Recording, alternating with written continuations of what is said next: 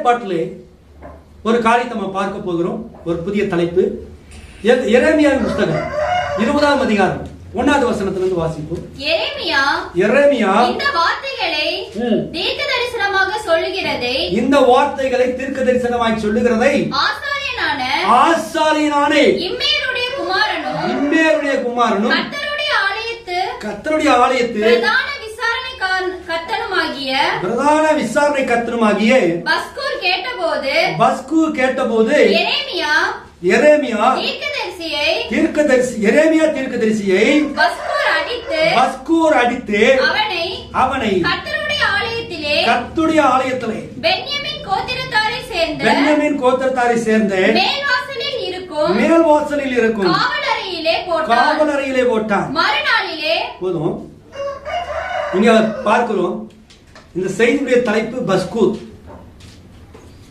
பஸ்கூர்னா நீங்க பைபிள் இதுதான் முதல்ல கேள்விப்பட்டிருப்பீங்கன்னு நினைக்கிறேன். யாருக்கா தெரியுமா இதுக்கு முன்னாடி பஸ்கூர்? யாருக்கா தெரியுமா? நிறைய என் டைம் பாஸ்டர்களுக்கே தெரியாது பஸ்கூர்னா. படிச்சிருப்பாங்க, ஆனா பஸ்கூர்னா திடீர்னு தெரியுமான்னு உங்களுக்கு தெரியாது. அதுக்காக எனக்கு எல்லாம் தெரியும்னு எனக்கு அர்த்தம் கிடையாது. நானும் பயிற்று கொண்டு வருகிற ஒரு மாணவன் தான். நான் இப்ப கேட்டதுனால இவர் எல்லாமே தெரிஞ்சிருச்சு நீங்க ஒரு பேர் சொல்லி கேட்டீங்கன்னா தெரியாது. நான் ஒரு ஸ்டூடெண்ட், பைபிள் பிலீவர்ஸ், வேதத்தை விசுவாசிக்கிறவன். சோ இந்த நாளிலே பஸ்கூர் அப்படிங்கிற தலைப்புல நம்ம செய்தி என்னன்னா, இந்த பஸ்கூர் யார் அப்படின்னா, எரேமியா இந்த வார்த்தைகளை தீர்க்கதரிசனமாய் சொல்லுகிறதை ஆசாரியனாகிய இம்மேருடைய குமாரனும் கர்த்தருடைய ஆலயத்து பிரதான விசாரணை கர்த்தனுமாகிய பஸ்கூர் கேட்டபோது. சோ பஸ்கூர் யாருடைய மகன்? இம்மேர். இம்மேர் யாரு? ஆசாரியன். ஆசாரியன் என்ன அர்த்தம்? பாஸ்டர் இல்லையா? ஒரு சபையில ஒரு ஆராதனை நடத்துகிற ஒரு பாஸ்டர். பழைய ஏற்பாட்டில் ஆசாரிப்பு கூடாரத்துல ஆசரிப்பு வேலைகளை செய்கிறவன் ஆசாரியன். பலி செலுத்துகிறவன் ஆசாரியன். அவனைத்தான் நம்ம புதிய ஏற்பாட்டில் இந்த பிரசங்க இடத்துல பிரசங்கம் என்கிற பலியை, ஜபம் என்கிற தூப வர்க்கத்தை செலுத்துகிற ஒரு சபையினுடைய ஊழியக்காரனை பாஸ்டர் என்று அழைக்கிறோம். அப்ப இம்மேர் யாரு? நம்ம பாசில ஒரு பாஸ்டர். இந்த பாஸ்டருடைய மகன் யாரு? இந்த பஸ்கூர். இந்த பஸ்கூர் அந்த பாஸ்டருக்கு மகனா மட்டும் இல்ல, அவன் அந்த ஆலயத்துடைய விசாரணை கர்த்தானுமா இருந்தான். அது பிரதான விசாரணை கர்த்தர். அங்க நிறைய விசாரணை கர்த்தர்கள் இருக்கிறாங்க. இதுல அவங்களுக்கு இவன் லீடர், சீஃப்.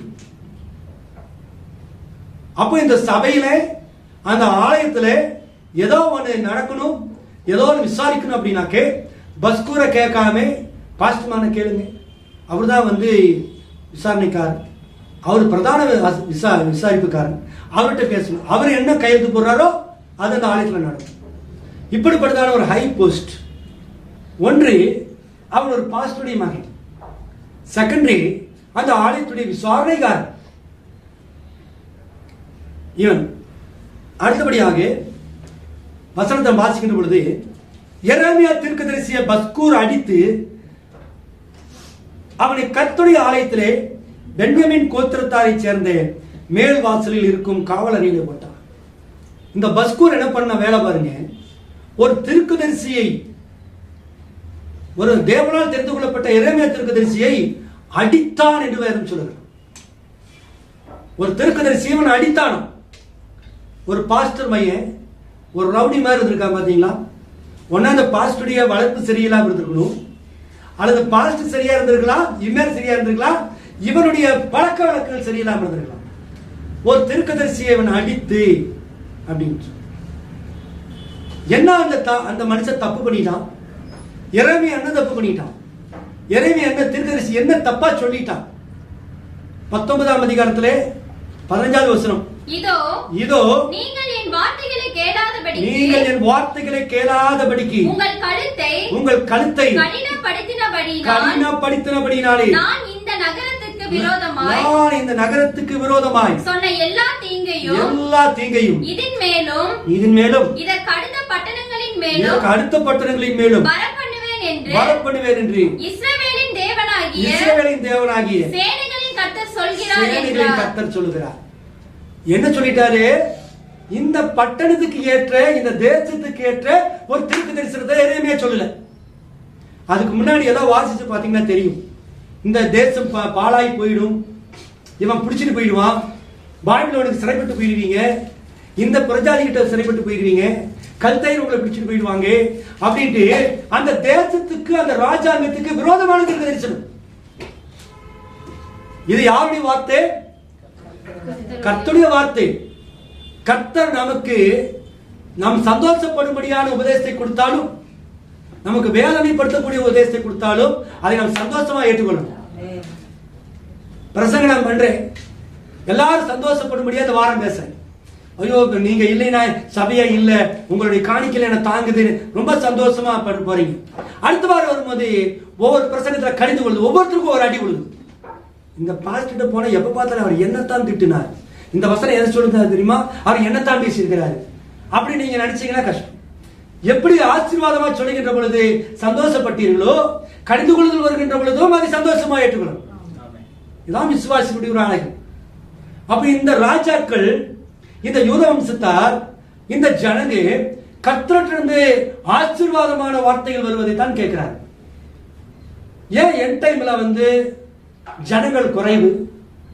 என் டைம் செய்தினா அவங்க முகம் சுளிக்கிறாங்க. ஒரு பாஸ்டர் நான் அரை மணி நேரம் உங்களுக்கு ஒரு செய்தி பேசுறேன், ஸ்தாபன சபையில் அவங்க எப்படி பேசியிருப்பாங்க? அவங்க ஒரு ஆசீர்வாதமான வசனம் எடுத்து வச்சிருப்பாங்க. இந்த கிறிஸ்துமஸ் பண்டிகையின் போது ஆண்டவர் உங்களை காலாக்காமல் தலையாக மாற்றுவார், கீழாக்காமல் உங்களை மேலாக மாற்றுவார், உங்களுடைய தானியத்துடைய பாத்திரங்களால் நிரம்பி வழியும், உங்களுடைய மணிப்பரிசுகளால் நிரம்பி வழியும், உங்களுக்கு நல்ல வேலைகளை கர்த்தர் கொடுப்பார், நீங்க கேட்பதற்கு இனிமையான மதுரமான ஆசீர்வாத செய்திகளை கொடுப்பாங்க. அப்போ கீழே உட்காந்து கேட்கறவங்களுக்கு இந்த ஊழியக்காரன் மூலமா கர்த்தர் நம்மகிட்ட பேசுறாரு அப்படிங்கிற நினைப்பு. இந்த ஊழியக்காரன் இவர்கள்ட்ட இப்படி பேசினாதான் நம்ம காணிக்கை பெட்டியில பணம் ஒழுகுங்கிறது இவனுக்கு தெரியும். கடிந்து கொண்டாக்க வருவாங்க, அடுத்து வாரம் வரமாட்டாங்க. இவன் எப்ப போனா திட்டிட்டு தான் இருப்பாரு, எதையோ நொய்யின்னு பேசிட்டு தான் இருப்பாரு. நம்மளே ஒரு வாரம் நிம்மதியா போய் சபைக்கு போலான்னு பார்த்தா அந்த அன்னைக்கு தான் அவர் திட்டுறது அப்படிங்கிற எண்ணத்தை அவங்க உருவாக்கிடும். சோ இம்மைக்கேற்ற ஆசீர்வாதங்களை தொலைக்காட்சியில கேட்கின்றோம், ஸ்தாபன சபைகளில கேட்கின்றோம். கத்தோலிக்க சபையில கேட்க முடியாது, அவங்க ட்ரெண்ட் வேற. 15 நிமிஷம் தான் ஃபாதர் பேசுவார், நல்லா பேசுவார், பக்தி விருத்தியா இருக்கும். மொத்தமே 1 மணி நேரத்துல பூசை முடிச்சிடும். போனமா அருமையான 2 பாடல், அருமையான ஒரு பூசை, 15 நிமிஷம் செய்தி, பயபக்தியோட போயிட்டு பயபக்தியோட வந்துருவாங்க. வரும்போது கோழி என்னென்ன மாதிரி எடுத்து பாட்டில் வாங்கிட்டு போயிடுவாங்க. அது வேற விஷயம். பெந்தோஸ்த சபையில போனா மதியானம் 2 மணி வரைக்கும் நம்மளை காய போட்டுருவோம். சுகர் வந்தவங்க மயக்கம் போட்டுருவோம், பிரஷர் வந்தவங்களுக்கு பிரஷர் ஏறிடும். அந்த மாதிரி கத்துவாங்க, குட்டிப்பாங்க, ஆடுவாங்க, பாடுவாங்க. பாஸ்டருக்கு இதுதான் சந்தர்ப்பம். இதை விட்டா அடுத்த வாரம் தான் இவங்களை பார்க்க முடியும். இந்த வார்த்தையே நம்ம எல்லாத்தையும் சொல்லிடணும் அப்படின்னு பாஸ்டர் அதுக்கு மேல கத்துவார். இதுதான் சந்தர்ப்பம். பக்கத்துல பக்கவர்த்திக்காரங்க இருப்பாங்க, மோளம் அடிக்கிறது இருப்பான், டம் டம் டம்ட்டு. அதே மாதிரி கீபோர்டு வாசிக்கிறது இருப்பாங்க. அவங்க அதி சீக்கிரத்தில் நீங்கி விடும் டும் டும் டும் இந்த மேலான உபத்து அப்படின்னு பாடினாங்க. முடிக்கும் போது அதி சீக்கிரத்தில் நீங்கி விடும், எனக்கு மேலான எமோஷனல் வந்துடுவாங்க. அந்த ஸ்திரீகளுக்கெல்லாம் முடி விரிச்சு போட்டு ஆடி குதிச்சு ஆட்டம் போட்டு பாஸ்டரா வேட்டு போட்டு ஆமே நல்ல பிரைஸ் ஓ ரிபா சங்கரா ரப்பர் ரப்பர் ரப்பர் ஓ ரிபா ரிபா அருமையான சகோதரியே, அருமையான சகோதரனே, கர்த்தர் சொல்லுகிறார். இப்போ திருப்ப தரிசனமாக சொல்லுகிறார், இங்க ஒரு சகோதரிக்கு அப்படிம்பாங்க. அவங்களுக்கு என்னமோ அந்நிய பாஷையில பேசி அந்த பாஸ்டர் சொல்றதை பார்த்த உடனே அவ்வளவு பயபக்தியா இருப்பாங்க. போலியான வேஷதாரிகள், கபடதாரிகள், சம்பாதிக்கிறதுக்கு வழியை கற்றுக்கொண்ட பாஸ்டர். ஜனங்களுக்கு எதை சொன்னா அவங்க விரும்புவாங்களோ, அவங்க செவிகளுக்கு சந்தோஷமா இருக்குதோ அதை அவங்க சொல்றாங்க. இவன் பேசுற இவனுக்கும் அந்நிய பாஷை கிடையாது, உட்கார்ந்துட்டு பேசிட்டு இருக்கா பாருங்க அந்த பொம்பளைக்கு அந்நிய பாஷை கிடையாது. இது ஒரு ட்ரைன் அப்பா அவங்களுக்கு வந்துடுது. பாக்குறாங்க, சிஸ்டர் எப்ப நீங்க சபைக்கு வந்தீங்க? 2 வருஷம் ஆச்சு. ஞானஸ்தானம் எடுத்து 1.5 வருஷம் ஆச்சு. அபிஷேகம் பெற்றீங்களா? இல்ல. அபிஷேகம்னா என்ன? அந்நிய பாஷை. அந்நிய பாஷை பேசலையோ, கத்தவங்க அபிஷேகலையோ? சரி, நான் இன்னைக்கு பார்க்கணும். அப்ப அவங்களுக்கு ஒரு கௌரவ குறைச்சல். ஓ, அந்நிய பாஷை பேசலைன்னா நம்ம பரிசுத்தாவி பெறல அப்படி என்ன பண்றாங்க, அடுத்தவங்க பக்கத்துல போய் உட்கார்றாங்க. அவங்க எமோஷனல் ஆகும் போது இவங்களும் உணர்ச்சி வசப்படுறாங்க. அவங்க எப்படி பேசுறாங்க, ததக்கா புதக்கான என்ன பேசுறாங்களோ அதே மாதிரி இவங்களும் அந்நிய பாஷை பேச ஆரம்பிச்சிடறாங்க. அது அந்நிய பாஷை இல்லை, ட்ரைனிங்ல வருது. ஒருத்தருக்கு பஸ்ல ஒரு முன்னாடி சீட்ல உட்காந்து வாந்தி எடுத்தானா பின்னாடி இருக்கணும் வாந்தி வந்துருக்கு பாருங்க. அந்த வாசனை வந்தா இவனுக்கு வாந்தி வந்துடும், பக்கத்துல இருக்கிறவங்க அந்த பஸ்ஸே வாந்தி எடுக்கும். அந்த மாதிரி ஒரு ஆவி அரிசுத்தாவி இல்லை. அந்நிய பாஷை இல்லைன்னு நம்ம சொல்ல முடியும். அந்நிய பாஷை இருக்கு. பைபிள் அந்நிய பாஷை பேசியிருக்கிறாங்க. அந்நிய பாஷை இருக்குதுன்னா சரியான அந்நிய பாஷை அர்த்தம் சொல்லுதலோட இருக்கும். சபையில வந்து கூட்டம் கூட்டமா பேச சொல்லி பைபிள இல்லை. 2 பேர் அல்லது 3 பேர் மட்டும் அடங்க கிடாது. அவன் அந்நிய பாஷை. 2 பேர் 3 பேர் பேசியா அதுக்கு மேல கியாமியான கத்திட கூடாது. அப்படி உனக்கு அந்நிய பாஷை வருதா வீட்டுல போய் கதவு சாத்திட்டு பேசுன்னு பவுல் சொல்றாரு. தூதர் பாஷை பேசுறாங்க சரி, அந்நிய பாஷை பேசுறாங்க, எதுவா இருந்தாலும் சபைக்குள்ள பேசா அர்த்தம் சொல்லு. சும்மா அந்நிய பாஷை பேசிட கூடாது, அதுக்கு அர்த்தம் சொல்லு. அர்த்தம் சொல்லுகிற நிலா விட்டால் அது எவனுக்கு என்ன பிரயோஜனம்? கியாமியான்னு கத்திட்டு போல எவனுக்கு ஏன் பிரயோஜனம்? அது அர்த்தம் சொல்லு. பாஸ்டர்களுக்கு இதெல்லாம் காதுல விழுகாது. கடந்த 40 ஆண்டுகளுக்கு மேலாக 50 ஆண்டுகளுக்கு மேலாக பெந்தோஸ்து ஸ்தாபனமானது பழக்கிருச்சு. கத்தோலிக்க சபை விக்கிரகத்துல வழக்காட்டுச்சு, சிஎஸ் சபை பாரம்பரியத்தில் கொண்டு வந்துச்சு, ஜாதி பெருமைகளை கொண்டு வந்துச்சு. இந்த பெந்தோஸ்து சபையானது இப்படிப்பட்டதான அறியாமைக்குள்ளாக ஜனங்களை வழி நடத்துச்சு. பிசாசே இல்லாதவங்களுக்கு பிசாசு இருக்குன்னு சொல்றது, வியாதியே இல்லாதவங்களுக்கு வியாதி இருக்குன்னு சொல்றது, வியாதி போகாதவங்களுக்கு வியாதி போயிடுச்சுன்னு சொல்றது. பச்சை போய் பேசுவாங்க பாஸ்டர். உண்மையான பாஸ்டருக்கு இருக்கிறாங்க, அதெல்லாம் இல்லைன்னு சொல்ல வரல. நான் பார்த்த அநேக பாஸ்டர்கள் உண்மையான பாஸ்டர்கள் எல்லாம் உண்டு. ஆனாலும் கூட அவர்கள் வஞ்சிக்கப்பட்டு இந்த காரியங்களை அவங்க செய்யறாங்க. தங்களை அறியாமையே அவங்க அந்நிய பாஷை பேசுறாங்க. அது அவங்களுக்கு ஒரு சுய திருப்தி கொண்டு வருது.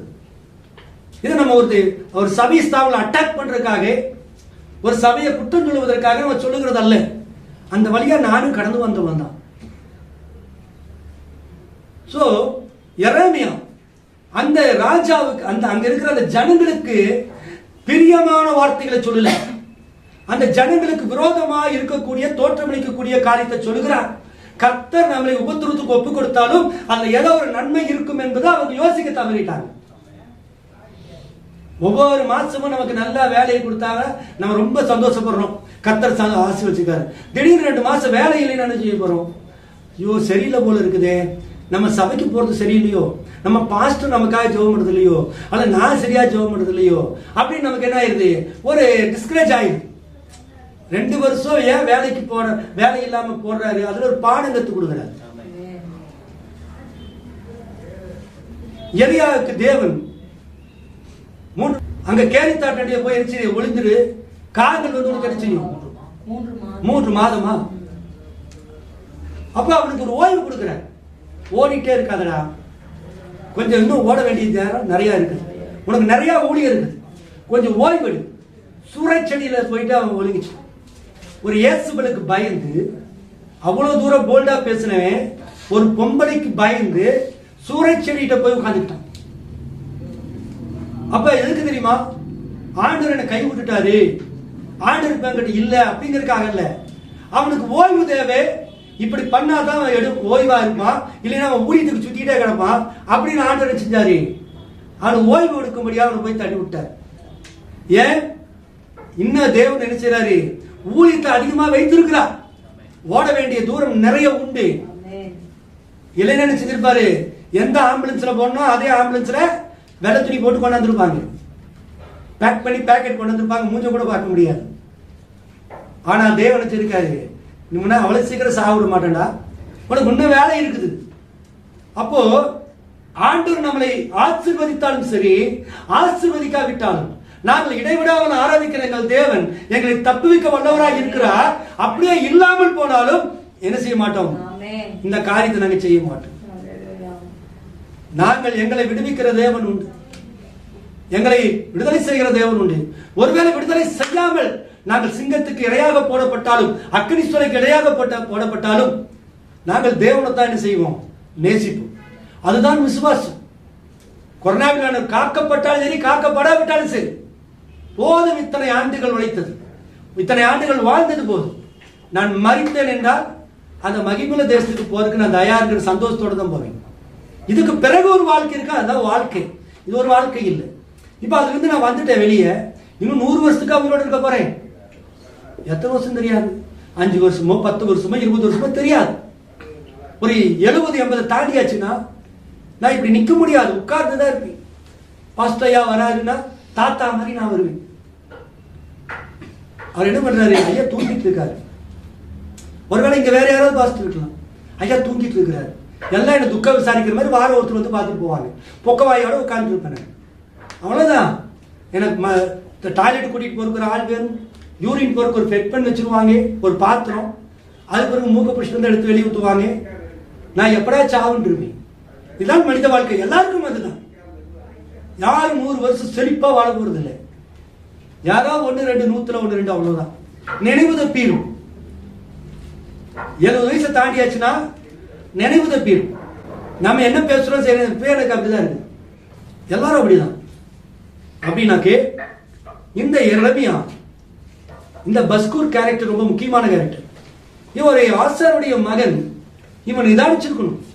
இவங்க அப்பாவுடைய பிரசங்கத்தில் இவன் புரிஞ்சிருக்கணும். இவனுடைய ஆசாரிய ஊழியத்தில் அவன் எந்த பண்ணாக்க கர்த்தருடைய சித்தம் இதுதான். இஸ்ரேல் ஜனங்களை, யூத ஜனங்களை குறித்துதானே, யூத வம்சத்தை குறித்துதானே இந்த காரியம், தேவனுடைய திட்டம் இப்படித்தான் இருக்கும் என்று சொன்னால் அது ஒரு தீர்க்கதரிசியின் மூலமாய் தான் அது வெளிப்படும். இந்த மணி நேரத்துக்கு என்று வாக்குத்தத்தம் பண்ணப்பட்ட தீர்க்கதரிசி எரேமியா தான் அப்படின்னு அவனுக்கு வெளிப்பாடு வந்திருக்கணும். ஆனா வரல. எரேமியாவை தெரியாம நீங்க தேவனை தெரிந்து கொள்ள முடியாது. ஒருவேளை நீங்க எரேமியா காலத்துல வாழ்ந்திருந்தா எரேமியா தீர்க்கதரிசியினுடைய செய்தியை நீங்க புரியாம அந்த நாள் இருக்கிற தேவனை தெரிந்து கொள்ள முடியாது. அடுத்த வசனம் சொல்லுது, எரேமியா தீர்க்கதரிசியை பஸ்கூர் அடித்து, ஒரு தேவ மனுஷனை அடிச்சிருக்காம பாருங்க. ஒரு தீர்க்கதரிசியவன் அடித்திருக்கிறான். எப்படி அடிச்சிருப்பான்? வாசிங்க உபாகமத்தின் புஸ்தகம் 25ஆம் அதிகாரம் 3வது வசனத்தை வாசிங்க. அவனை 40 அடி வரைக்கும் அடிக்கலாம். அவனை 40 அடிகள் வரைக்கும் அடிக்கலாம். அவனை அதிலும் அதிகமாய் அடிக்கிறதுனால், அவன் அதிலும் அதிகமாய் அடிக்கிறதுனால உன் சகோதரன் உன் கண்களுக்கு முன்பாக நீசனாய் தோன்றுவான். ஆதலால் அவனை அதிகமாய் அடிக்க வேண்டாம்.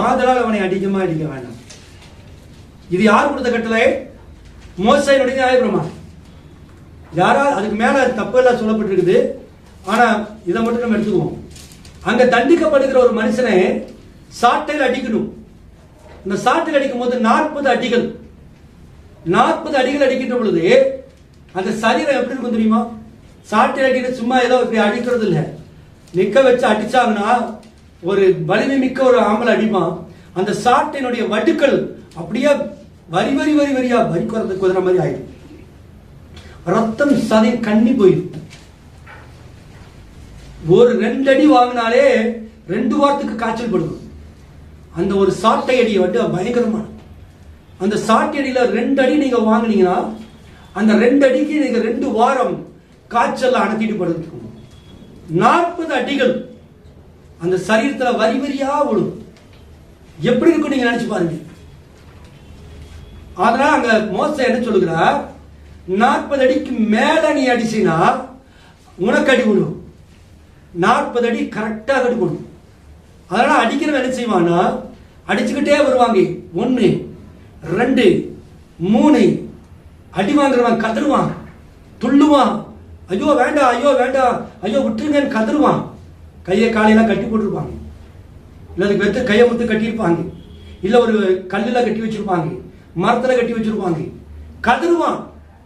அந்த ஐயோ இப்படி கதறானேன்ட்டு அவனுக்கு இறக்கமோ எரிச்சலோ வந்துச்சுன்னா, அவனுடைய எண்ணங்கள் மாறி நம்பர் மாறிடுச்சுன்னா 40 அடிக்கு மேல வந்து அடிச்சிட்டான்னா, 41 அடிச்சான்னா இவனை நிக்க வச்சு அந்த சாட்டையில் அடிப்பாங்க. அதனால அங்க மோசே சொல்றாரு, 40 அடிக்கு மேல அடிக்காதே, இல்லைன்னா நீ நீசனா இருப்ப. அதனால அவங்க என்ன பண்ணுவாங்கன்னா அடிக்கின்ற பொழுது 1 2 3 அடிச்சுட்டு 39 வந்தோன்னு நிறுத்திக்குவாங்க. ஒருவேளை 1 அதிகமா போச்சுன்னு என்ன பண்றது? 39. இதை குறித்து பவுல் சொல்றாரு 2 கொரிந்தியர் 11ஆம் அதிகாரம் 24வது வசனத்தை வாசிங்க. யூதர்களால் ஒன்று குறைய 40 அடியாக 5 தரம் அடிபட்டேன். யூதர்களால் ஒன்று குறைய 40 அடியாக 5 தரம் அடிபட்டேன். 5 தரம் அடிபட்டேன். அப்படின்னா 5 தரம் அடிபட்டேன். எத்தனை அடி? எத்தனை அடிங்க? 200. 5 20 இல்லையா? 200. அப்ப அது ஒரு எவ்வளவு கழிக்கணும்? 5 கழிச்சுட்டாக்க 195 அடிங்க வாங்கியிருக்கான் மனுஷன். 40 அடிங்கிறது ஒரு முறை அடிபட்டா 40 அடி. அப்ப 40ங்கிறது 39 அடிப்பாங்க. 40ன்னு கணக்கு வச்சுட்டாலும் கூட ஆண்டவராகிய இயேசு கிறிஸ்து இந்த பூமியில வாழ்கின்ற பொழுது ஒரே ஒரு முறை தான் அடிக்கப்பட்டார், 40 அடிகள் சாட்டையில. ஆனா பவுல் சொல்லுகிறான், நான் 5 முறை அடிக்கப்பட்டேன். பவுலுடைய விசுவாசம் பார்த்தீங்களா? பவுலுடைய வைராக்கியம். பழைய ஏற்பாட்டின் யெகோவா, புதிய ஏற்பாட்டின் இயேசு கிறிஸ்து என்று தெரிந்தவுடனே கர்த்தராகிய இயேசு கிறிஸ்துவை அறிகிற அந்த அறிவின் மேன்மைக்காக நான் எல்லாவற்றையும் தூசியும் குப்பையுமாக எண்ணுகிறேன். என் சரீரத்தை பானபலியாக ஜீவபலியாக நான் ஆண்டவருக்கு ஒப்புக் கொடுக்கிறேன். நம்ம ஒரு கம்மல் செயின மூக்கத்தை கூட கொடுக்க மாட்டேன் ஆண்டவருக்காக. ஒரு வேலையை விட்டு கொடுக்க மாட்டேங்குது, சொந்தக்காரரை விட்டு கொடுக்கப்பட மாட்டேங்குது. ஐயோ நீங்க ஞாயிற்றுக்கிழமை இந்த ஃபங்க்ஷனை போயே ஆகணும், ஐயோ இந்த முக்கியமான திருமணம், முக்கியமான சடங்கு. ஆனா பவுல் சொல்லுகிறார், என் சரீரத்தை ஜீவபலியாக ஒப்புக் கொடுக்கிறேன். 200 முறை அடி வாங்கிறான். அவனுக்கு தெரியும், ஏன்னா அவன் இருந்தவன், அவனு கிறிஸ்தவனை அடிச்சவன். அவனுக்கு அந்த அடி எப்படி இருக்கும்? ஒரு அடி தாங்க முடியாது, சுருண்டு விழுந்துடும். அப்படின்னு 40 முறை அதை கூட்டிட்டு போகும்போது அவருடைய இருதயம் எப்படி இருந்திருக்குன்னு நினைச்சு பாருங்க. எவ்வளவு பயங்கரமா இருக்காரு. அத்தனை சோல்ஜர்ஸ், படை வீரர்கள், கரடு முரடான முரட்டு மனுஷர்கள் தரன்னு இழுத்துட்டு போய் அவனை சாட்டில் அடிச்சிருக்காங்க. ஆனா அதை எதிர்கொள்ளுகின்ற பொழுது அவனுடைய இருதயம் அப்படி துடிச்சிருக்கும். இயேசு கிறிஸ்துவின் வைத்திருக்கிற வைராக்கியம், அந்த அன்பு, அந்த அகப்பே அன்பு, அந்த ஒரு அடி கூட அவனுக்கு வலிக்கல. அதான் உண்மை. அவனை பவுலும் சீலாவும், இந்த பவுலும் சீலாவையும் தரன்னு எடுத்துட்டு போறாங்க ஒரு இடத்துல பிரசங்கம் பண்ணணும். பவுல் எப்பவுமே அடக்க மாட்டார், தைரியமான மனுஷன். தான் பிரசங்கம் எப்படி எரேமியா பழைய ஏற்பாட்டில் போல்டான மனுஷனோ, புதிய ஏற்பாட்டில் பவுல் அப்படிப்பட்டது. எரேமியாவை குறித்து உங்களுக்கு பிறகு சொல்றேன். இந்த பவுல எதற்குமே பயப்பட மாட்டான், அவ்வளோ ஒரு தைரியசாலி. கிறிஸ்துவனுடைய அச்சடையாளங்களை என் சரீரத்தில் வச்சிருக்கிறார் அப்படின்னு. கிறிஸ்துவ அச்சடையாளங்கள் எனக்கு இருக்குது. அவர் எப்படி அடிக்கப்பட்டாரோ அந்த அச்சடையாளங்கள் எனக்கு இருக்குதுடா. அப்படிப்பட்ட ஒரு வைராக்கியமான மனுஷன்.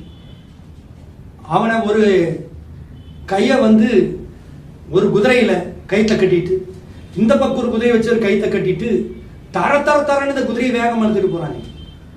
அந்த குதிரையில பவுல் தர இழுத்து செல்லப்பட 2 குதிரை இழுத்துட்டு போகுது. கரடுமுரடான பாறைகள், கரடுமுரடான கல், சரீரம் முழுவதும் கிழிக்கப்பட்டு மண்டையெல்லாம் உடைக்கப்பட்டு சரீரம் முழுவதும் ரத்த கலரியாக ரணகலமாக மாறி அந்த இடத்துல நிற்கிறான். அதற்கு பிறகு அவனை சிறையில போடுங்கன்னு சொல்றான். பாதாள சிறையில போடுறாங்க. பூமிக்கு கீழே 200 அடி பள்ளத்துல பாதாள சிறை. அந்த 200 அடி பள்ளத்துல இருக்கிற அந்த இடத்துல ஒரு சின்ன அறை இருக்கும். அதுக்கு இரும்பு கதவு போடப்பட்டிருப்பாங்க. அந்த இரும்பு கதவை அவ்வளவு சீக்கிரம் நகர்த்த முடியாது. நல்ல பலசாலியான ஆண்கள் 10 பேர் சேர்ந்தாதான் நகர்த்த முடியும். அப்படிப்பட்டதான அந்த சிறை கதவுக்குள்ளாக இந்த பவுலி சீலாவையும் தள்ளி மட்டும் விடல, கழுமரம் ஒரு மரம், ஒரு கொம்பை கீழே நட்டி மேலே ஒரு கொம்பை கட்டி அதுல காலை இப்படி தொங்க போட்டாங்க. 2 காலையும் தலைகளை தான் அவங்க கிடக்கணும். அவ்வளவுதான். அதை போட்டுட்டு மேலே போயிட்டாங்க. சிறைச்சாலையின் கதவுகள் அடைக்கப்பட்டாச்சு, மேலே போயாச்சு. இருட்டு, லைட் எல்லாம் ஒண்ணும் கிடையாது. விசவாயு தாக்குதல், ஃபேன் காத்திருக்காது, உள்ள ஹீட்டு, உஷ்ணமான நிலையில் மேல என்ன நடக்குது, எந்த மனிதன் இருக்கிறான்? ஒரு பக்கம் சரீரம் முழுவதும் அப்படியாக ரத்தத்தால கிழிக்கப்பட்ட சரீரம் வின்னு வலிக்கும் இல்லையா? காய்ச்சல் வந்துடும், குளிர் ஜுரம் வந்துடும், நடுக்க முடியாது, பசி, தண்ணி தாகும். ஆனா கழுமரம் மாட்டப்பட்டு கால் தொங்கிட்டு இருக்குது, தலைகளை தான் தொங்குறான். பவுலும் சீலாவும் பயப்படல. ஐயோ நான் அழுகல. அவங்க என்ன செஞ்சாங்க? இரவு முழுதும் பாடி துதித்தாங்க. என்ன பாட்டு பாடினாங்கன்னு தெரியல. பாடி சந்தோஷமா துதித்த போது சிறைச்சாலையுடைய அஸ்திவாரங்கள் அசைக்கப்பட்டது என்று வரும். அது விடுதலையாக்கப்பட்டாங்க. அந்த பவுலுடைய விசுவாசம் அப்படிப்பட்ட விசுவாசம்.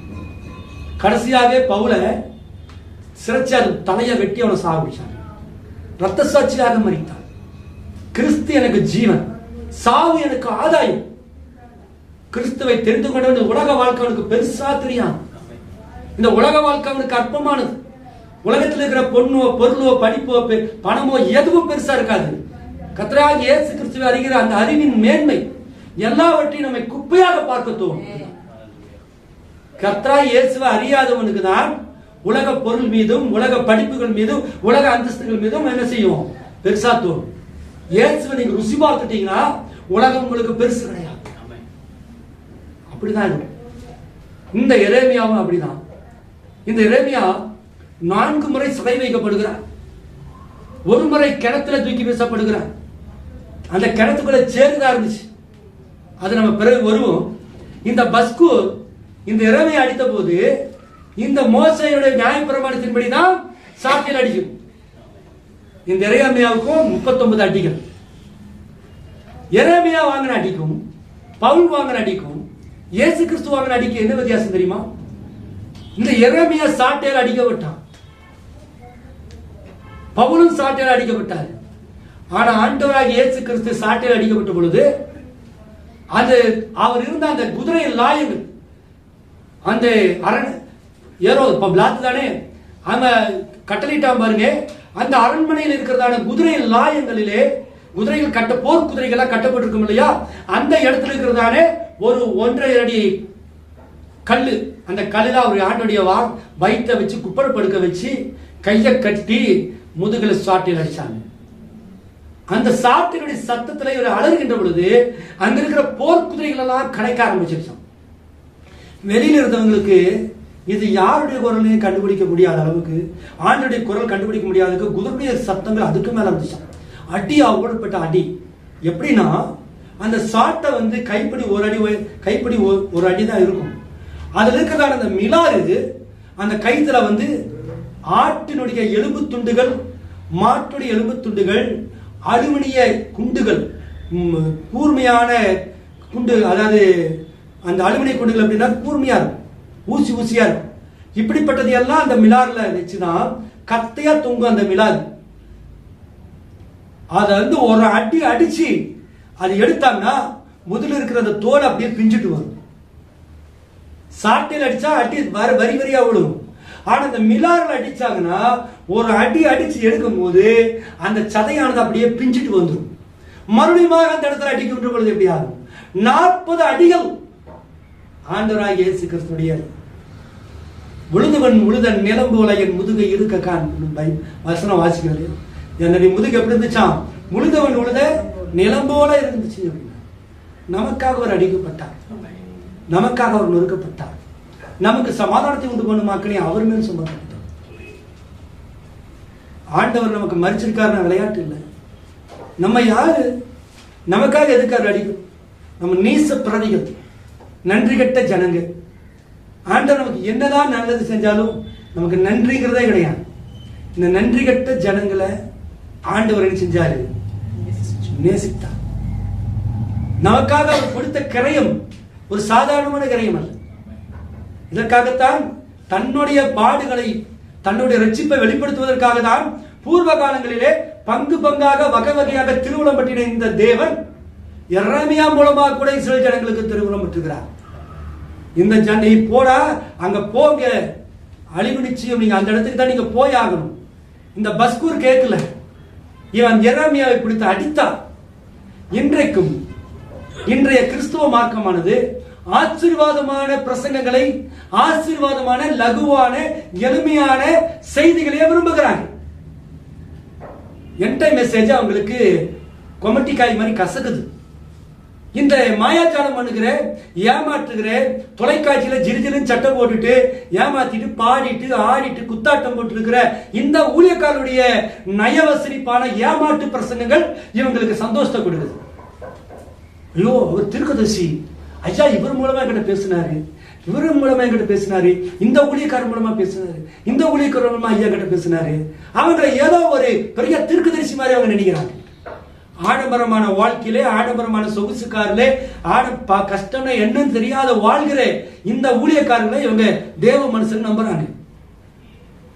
எரேமியா காலத்துல அப்படிதான் இருந்தாங்க. இந்த எரேமியாவுக்குரிய மரியாதை கொடுக்கப்படல. அடுத்த வசனம் வாசிங்க. 3வது வசனம் 23. மறுநாளிலே பஸ்கூர் எரேமியாவை காவலரிலிருந்து வெளியே போக விட்டார். எங்கிருந்து? காவலரிலிருந்து வெளியே போக விட்டார். அப்பொழுது எரேமியா அவனை நோக்கி, கர்த்தர் உன்னை பஸ்கூர் என்று அழைக்காமல் மாகோர் மீசாபீப் என்று அழைக்கிறார்.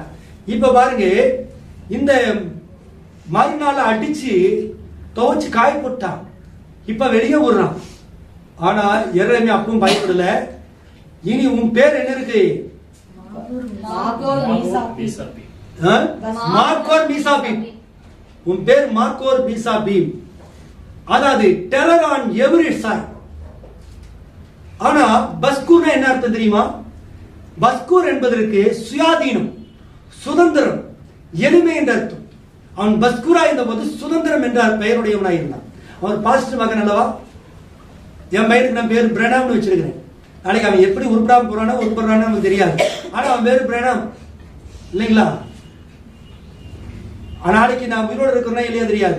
அப்பா அன்னைக்கு பார்த்துவேன், நீ யாரு? ராஜாவுடைய பையனா? உங்க அப்பா எப்படி இருந்தாரு, நீ எப்படி இருக்கிறன்னு சொல்லலாம். இல்ல பரவாயில்ல, அவங்க அப்பா மரியவனும் இருக்கிறான்னு சொல்லலாம். அவங்க அப்பா எப்படி இருந்தாரு, இவன் தலையும் பாரு மூஞ்சையும் பாரு அப்படின்னு சொல்ற மாதிரி நடக்கலாம். அவங்க அப்பா எப்படி இருந்தாரு, இவன் என்ன இப்படி தெரியுறான் அப்படின்னு சொல்லலாம். இல்ல இவங்க அப்பா 8 அடி பாஞ்ச 16 அடி பாயிடுறான் அப்படின்னு சொல்லலாம். அது நமக்கு தெரியாது. நான் சத்தத்துக்கு பிறகு பார்க்க போறது இல்லை. ஆனா இந்த பஸ்கூர் நம்ம வளர்த்தும் போது, பிறக்கும் போது அவன் நல்லா இருக்கணும் தான் நம்ம பார்க்கணும். அவனை நல்லா தான் வளர்த்துறோம். நம்ம ஜெபம் பண்ணும்போது அவனை ஜெபம் பண்ண வைக்கிறோம். பைபிள் படிடான்னு சொல்றோம். சபைக்கு வர சொல்றோம். அவனுக்கு தேவையானதெல்லாம் நம்ம வாங்கி கொடுக்குறோம். பேர் கூட பிரணாம்னு வைக்கிறோம். ஏன் வேற ஏதாவது குப்பையா சுப்பையான்னு வைக்க தெரியாத நமக்கு? ஏன் இப்படி வைக்கிறோம்? நம்ம செய்தியில, நம்ம சத்தியத்துல இல்ல ஆண்டோடைய நாம மகிமைப்படும்படியா வைக்கிறோம். ஆனா பஸ்கூர்னு பேர் வைக்கும் போது சுயாதீனம், சுதந்திரம்னு நல்ல பேர் தான் வச்சார். ஆனா இவன் நாட்கள் வருகின்ற பொழுது இவன் தன்னுடைய தீர்க்கதரிசியை, அவனுக்கென்று கொடுக்கப்பட்ட அந்த மணி நேரத்துக்குரிய தீர்க்கதரிசியை அவன் புறக்கணித்தபடியினாலே கர்த்தர் தீர்க்கதரிசி புறக்கணிச்சது மட்டுமல்ல, தீர்க்கதரிசியை அடிக்கிறார். அதனால கர்த்தருடைய பேரையே மாத்தினாரு. மாகோர் மீசாபீப் அப்படின்னு என்ன அர்த்தம் தெரியுமா? டெரர் ஆன் எவ்ரி சைட், எப்பக்கத்திலும் பயங்கரம். நீ எந்த பக்கம் திரும்பி பார்த்தாலும் பயங்கரம், பயங்கரத்தை தான் சந்திப்பேன். பேர் மாத்திரத்துல என்ன பெரிய விசேஷம் அப்படின்னு கேட்கறீங்க இல்லையா? தேவன் பைபிள பாத்தீங்கன்னா பழைய பேரை புதிய பேரா மாத்திடுவார். இவனுக்கு அபிராம் அப்படின்னாக்க குழந்தையே இல்லாம இருக்கிறப்ப அபிராம் இருந்துச்சு. ஆனா தேவன் வாக்கு கொடுத்து குழந்தை இருக்கும் போது ஆபிரகாம் மாத்தினார். ஜாதிகளுக்கு தகப்பன் அப்படின்னு மாத்தினார். அப்ப ஒரு மோசமான பேரு அல்லது ஒரு பலகீனமான பேரு ஒரு பலமுள்ள பேராக மாற்றினார். ஆனா இங்க இவனுக்கு பஸ்கூர்னு ஒரு நல்ல பேர் இருந்தது. இப்பொழுது என்ன செஞ்சிட்டாரு? எப்பக்கத்திலும் பயங்கரத்தை சந்திப்ப அப்படிங்கறதுல மாகோர் மீசாபீப்னு வச்சுட்டார். எரேமியாவுடைய வாயிலிருந்து வந்துச்சு, இனிமேல் உன்னுடைய பேர் இப்படிதான் கர்த்தர் வச்சிருக்கிறார். போடா, பெரிய கர்த்தர் பேசினார். ஓடு ஓடு ஓடு. நேரடியான காட்சி எப்படி இருக்கும் பாருங்க. அவன் மதிச்சிருப்பான முதல் வெளிப்படும். அவனை எழுதுட்டு போயார் தான் லூஸ் மாதிரி பேசிட்டு போட வெளியே. அப்படித்தானே எரேமியா வரட்டி இருப்பான். ஏன்னா இவன் அப்படிப்பட்டவன். தேவாலயத்திலே பிரதான விசாரணைக்காரனாக இருந்த இவன் எவ்வளவு அன்புள்ளவனாக, கனிவுள்ளவனாக, எவ்வளவு நல்ல பண்புள்ளவனாக இருக்கணும். அதற்கு பதிலாக இவன் ஒரு ஆசாரிய மகனாக இருந்தும் கூட தன்னுடைய காலத்தினுடைய தீர்க்கதரிசியினுடைய சத்தத்தை கேட்பதற்கு இவனுக்கு வெளிப்பாடு இல்லை. இன்றைக்கும் நிறைய ஸ்தாபன சபைகள், நிறைய பாஸ்டர்கள், பாஸ்டருடைய மகன்கள் இன்றைக்கு ஊழியத்தை செய்யறாங்க. இந்த மணி நேரத்துக்குரிய செய்தியை அவர்கள் ஏற்றுக்கொள்வது கிடையாது. இந்த மணி நேரத்துக்குரிய தீர்க்கதரிசியை அவர்கள் அவமானப்படுத்துகிறார்கள். அவர் கள்ள தீர்க்கதரிசி, அவர் மோசமான தீர்க்கதரிசி, அவர் விருந்து விட்டவர், அவன் பணத்துக்காக ஊழியம் செய்யறான், நிறைய ஜனங்களை வஞ்சிக்கிறான். இன்னைக்கு நம்ம தீர்க்கதரிசி எத்தனை பேர் சொல்றாங்க? நீ பெரிய பணக்காரனா வருகிற ஒரு ஊழியக்காரன் எளிமையாக வளர்ந்து வெறும் கஞ்சியை குடிச்சு 2 ரூபா 3 ரூபா காணிக்கை எடுத்த ஊழியக்காரன் அதற்கு பிறகு அவன் உபவாசம் போட்டு டெவலப் ஆகி கர்த்தவனை ஆசீர்வதித்து ஒரு சின்ன கூடாரத்தை போட்டு அதற்கு பிறகு அவன் என்ன செய்யறான், கட்டடம் கட்டி அவன் வருகிற பொழுது குழந்தையா இருக்கிற வாலிப பையனா மாறி அந்த கஷ்டத்தின் மத்தியில் அவன் அப்படியே படிக்க வச்சு 4 ஆங்கிலம் படிச்சு கீபோர்டு வாசிச்சு அப்படியே அவன் வரான். இவங்க அப்பாவுக்கு வயசாகுது, தன்னால் முடிந்த அளவு கட்டடம் கட்டுறாரு, ஒரு கார் வாங்குறாரு, பைக் வாங்குறாரு. அவருடைய ஊழியர் வந்து அப்படியாக முடியும் போது இவன் வருகிறான். அப்பனுக்கு சபையில 100 பேர் 200 பேர் வந்துடுறாங்க. இவர் என்ன செய்யறாரு, பெரிய பாஸ்டர் ஆயிராரு, மகன் சின்ன பாஸ்டர் ஆயிடுறான். இவனுடைய சொத்தெல்லாம் மகனுக்கு மாற்றப்படுது. இவனுடைய வாலிபம் இவனுடைய காலத்துல வருகின்ற பொழுது இவன் தகப்பன் இருந்த அந்த வழியில இல்லாம இன்னைக்கு இருக்கிற அந்த மாடர்ன் ட்ரெண்ட்ல ஊழியம் பாடுறது, ஆடுறது, குதிக்கிறது, வாலிப பிள்ளைகளை மேடையில் ஏற்றிட்டு டான்ஸ் ஆடுறது, பிள்ளைகளை காரில் ஏற்றிட்டு அங்கே ஊழியத்துக்கு போகலாம், இங்கே ஊழியத்துக்கு போகலான்னு கூட்டிகிட்டு போகிறது, இப்படிப்பட்ட ஊழியங்களை செஞ்சு விழுந்து போகிறான். இன்றைய இருக்கிற ஊழியக்காரன் அவனுக்கு பசினா தெரியாது, இவங்க அப்பாவுக்கு பசினா தெரியும். பணத்துக்கு எப்படி ஒரு அரசியல்வாதி பணத்துக்காக அரசியல் செய்கிறானோ அதே போல இன்றைய ஊழியர்கள் இந்த பணத்துக்காக ஊழியம் செய்யலாம். ஆனா எரேமியா அப்படி இல்லை. நம்ம திருக்கிறிஸ்து பிரணாமடி ஊழியத்துல சபையில் அனுப்பிடுறாரு, தயவு செஞ்சு எனக்கு யாருமே காணிக்க அனுப்பாதீங்க, என்னால் இன்கம் டாக்ஸ் கட்ட முடியல, ரைடு வந்துடும், எங்கிட்ட பணம் நிறைய பொட்டி கிடக்குது, தயவு செஞ்சு எனக்கு பணம் அனுப்பாதீங்க. ஒருத்தருக்கு சொல்ற, இதுவரைக்கும் என்னுடைய வாழ்க்கையில நான் காணிக்கையை தட்டி ஏந்தியதே கிடையாது அப்படின்ற, காணிக்கை தட்ட நான் எடுத்தது கிடையாது அப்படின்ற, அவங்களாவே வந்து கொடுக்கறதா வாங்குவார். காணிக்கை எடுத்து காணிக்கை போடுங்கன்னு பாட்டு பாடி எடுத்தது கிடையாது தெற்கதரிசி பிரணாமடி ஊழியத்தில். ஆனாலும் கோடிக்கணக்கான டாலர்கள் வந்துச்சு, தேவன் கொடுத்த காணிக்கை.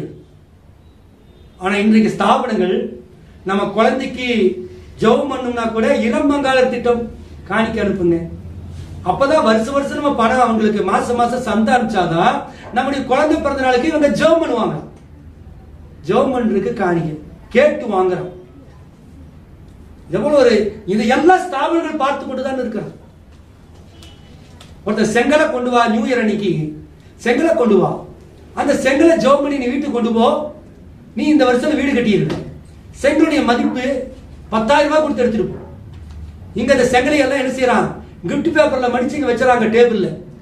வருதே ஜெகதீஷ், நாங்க எத்தனை செங்கல் எடுக்கிறீங்க, எனக்கு 3 செங்கல் 30,000 ரூபாய் கொடுங்க. 30,000 வாங்கிட்டு அவர் 3 செங்கல். ஜனங்களுடைய ஏமாற்று, ஜனங்களை எப்படி ஏமாத்துறாங்க, அரசியல்வாதிகள் ஜனங்களை ஏமாத்துறான், சினிமாக்காரங்க ஜனங்களை ஏமாத்துறான். சினிமாக்காரன் ஏமாத்தினா கூட அவங்ககிட்ட உழைப்பு இருக்குது, நடிக்கிறான், ஆடுறான், பாடுறான், குரங்கு மாதிரி நடிக்கிறான், கழுது மாதிரி நடிக்கிறான், ஹீரோ மாதிரி நடிக்கிறான். அவன் ஏதோ ஒரு மாயத்தை பண்ணி அவன் உழைச்சாவது ஏமாத்துறான். அரசியல்வாதி கூட உழைக்கிறான், கத்துறான், நிறைய இலக்கியங்கள் பேசணும், நிறைய விஷயங்களை ஜனங்களுக்கு கொடுக்கணும், அவன் மழை வெள்ளத்தை எல்லாம் போய் பார்க்கணும், அப்படி அவன் உழைச்சுதான் அவன் ஏமாத்துறான். ஆனா இந்த ஸ்தாபன போதகர்கள் பாஸ்டர்கள் நோகாம நோம்பி கும்பிடுறான். அதனாலதான் இன்னைக்கு மாற்று மதத்தினர் பிஜேபி ஆர்எஸ்எஸ் கிறிஸ்தவர் மேல கண்ணு வச்சிருக்காங்க. இந்த பெந்தகோஸ்த பாஸ்டர்கள் மேலதான் அவனுடைய பார்வையில் இருக்கு. சிஎஸ்எஸ் சபையில் அவன் போறது கிடையாது, ஆர்சி சபை அவன் தொடர்ந்து கூட கிடையாது. அவன் அடிக்கிறது, உதைக்கிறது, இடிக்கிறதுலாம் எங்க தெரியுமா, இந்த பெந்தகோஸ்த சபை தான். ஏன்னா ஊருக்குள்ள இந்த மாதிரி ஒரு இடத்துல வந்துட்டு கத்துன்னு கத்தி கூட்டி இல விழுந்த வீடு மாதிரி கத்தி அக்கம் பக்கம் இருக்கிறவங்களா டிஸ்டர்ப் பண்ணி ஒரு ஆர்ப்பாட்டம் பண்ணிடுறான், பேய் பிசாசு விரட்டுன்னு சொல்லிட்டு. இதனால அவங்க உள்ள வந்து அடிக்கிறது, உதைக்கிறது, ஊழியத்தை நாசமாக்கிட்டாங்க. அதனாலதான் கர்த்தர் வந்து அவருடைய பேரை மாத்திட்டாரு. தூசணமான நாமங்கள் செய்தியில தீர்க்கதரிசி சொல்ற, தூசணமான நாமம் அவளுக்கு, அந்த ஸ்திரீக்கு என்ன இருந்துச்சா, அநேக தூசணமான நாமங்கள் இருந்துச்சான்.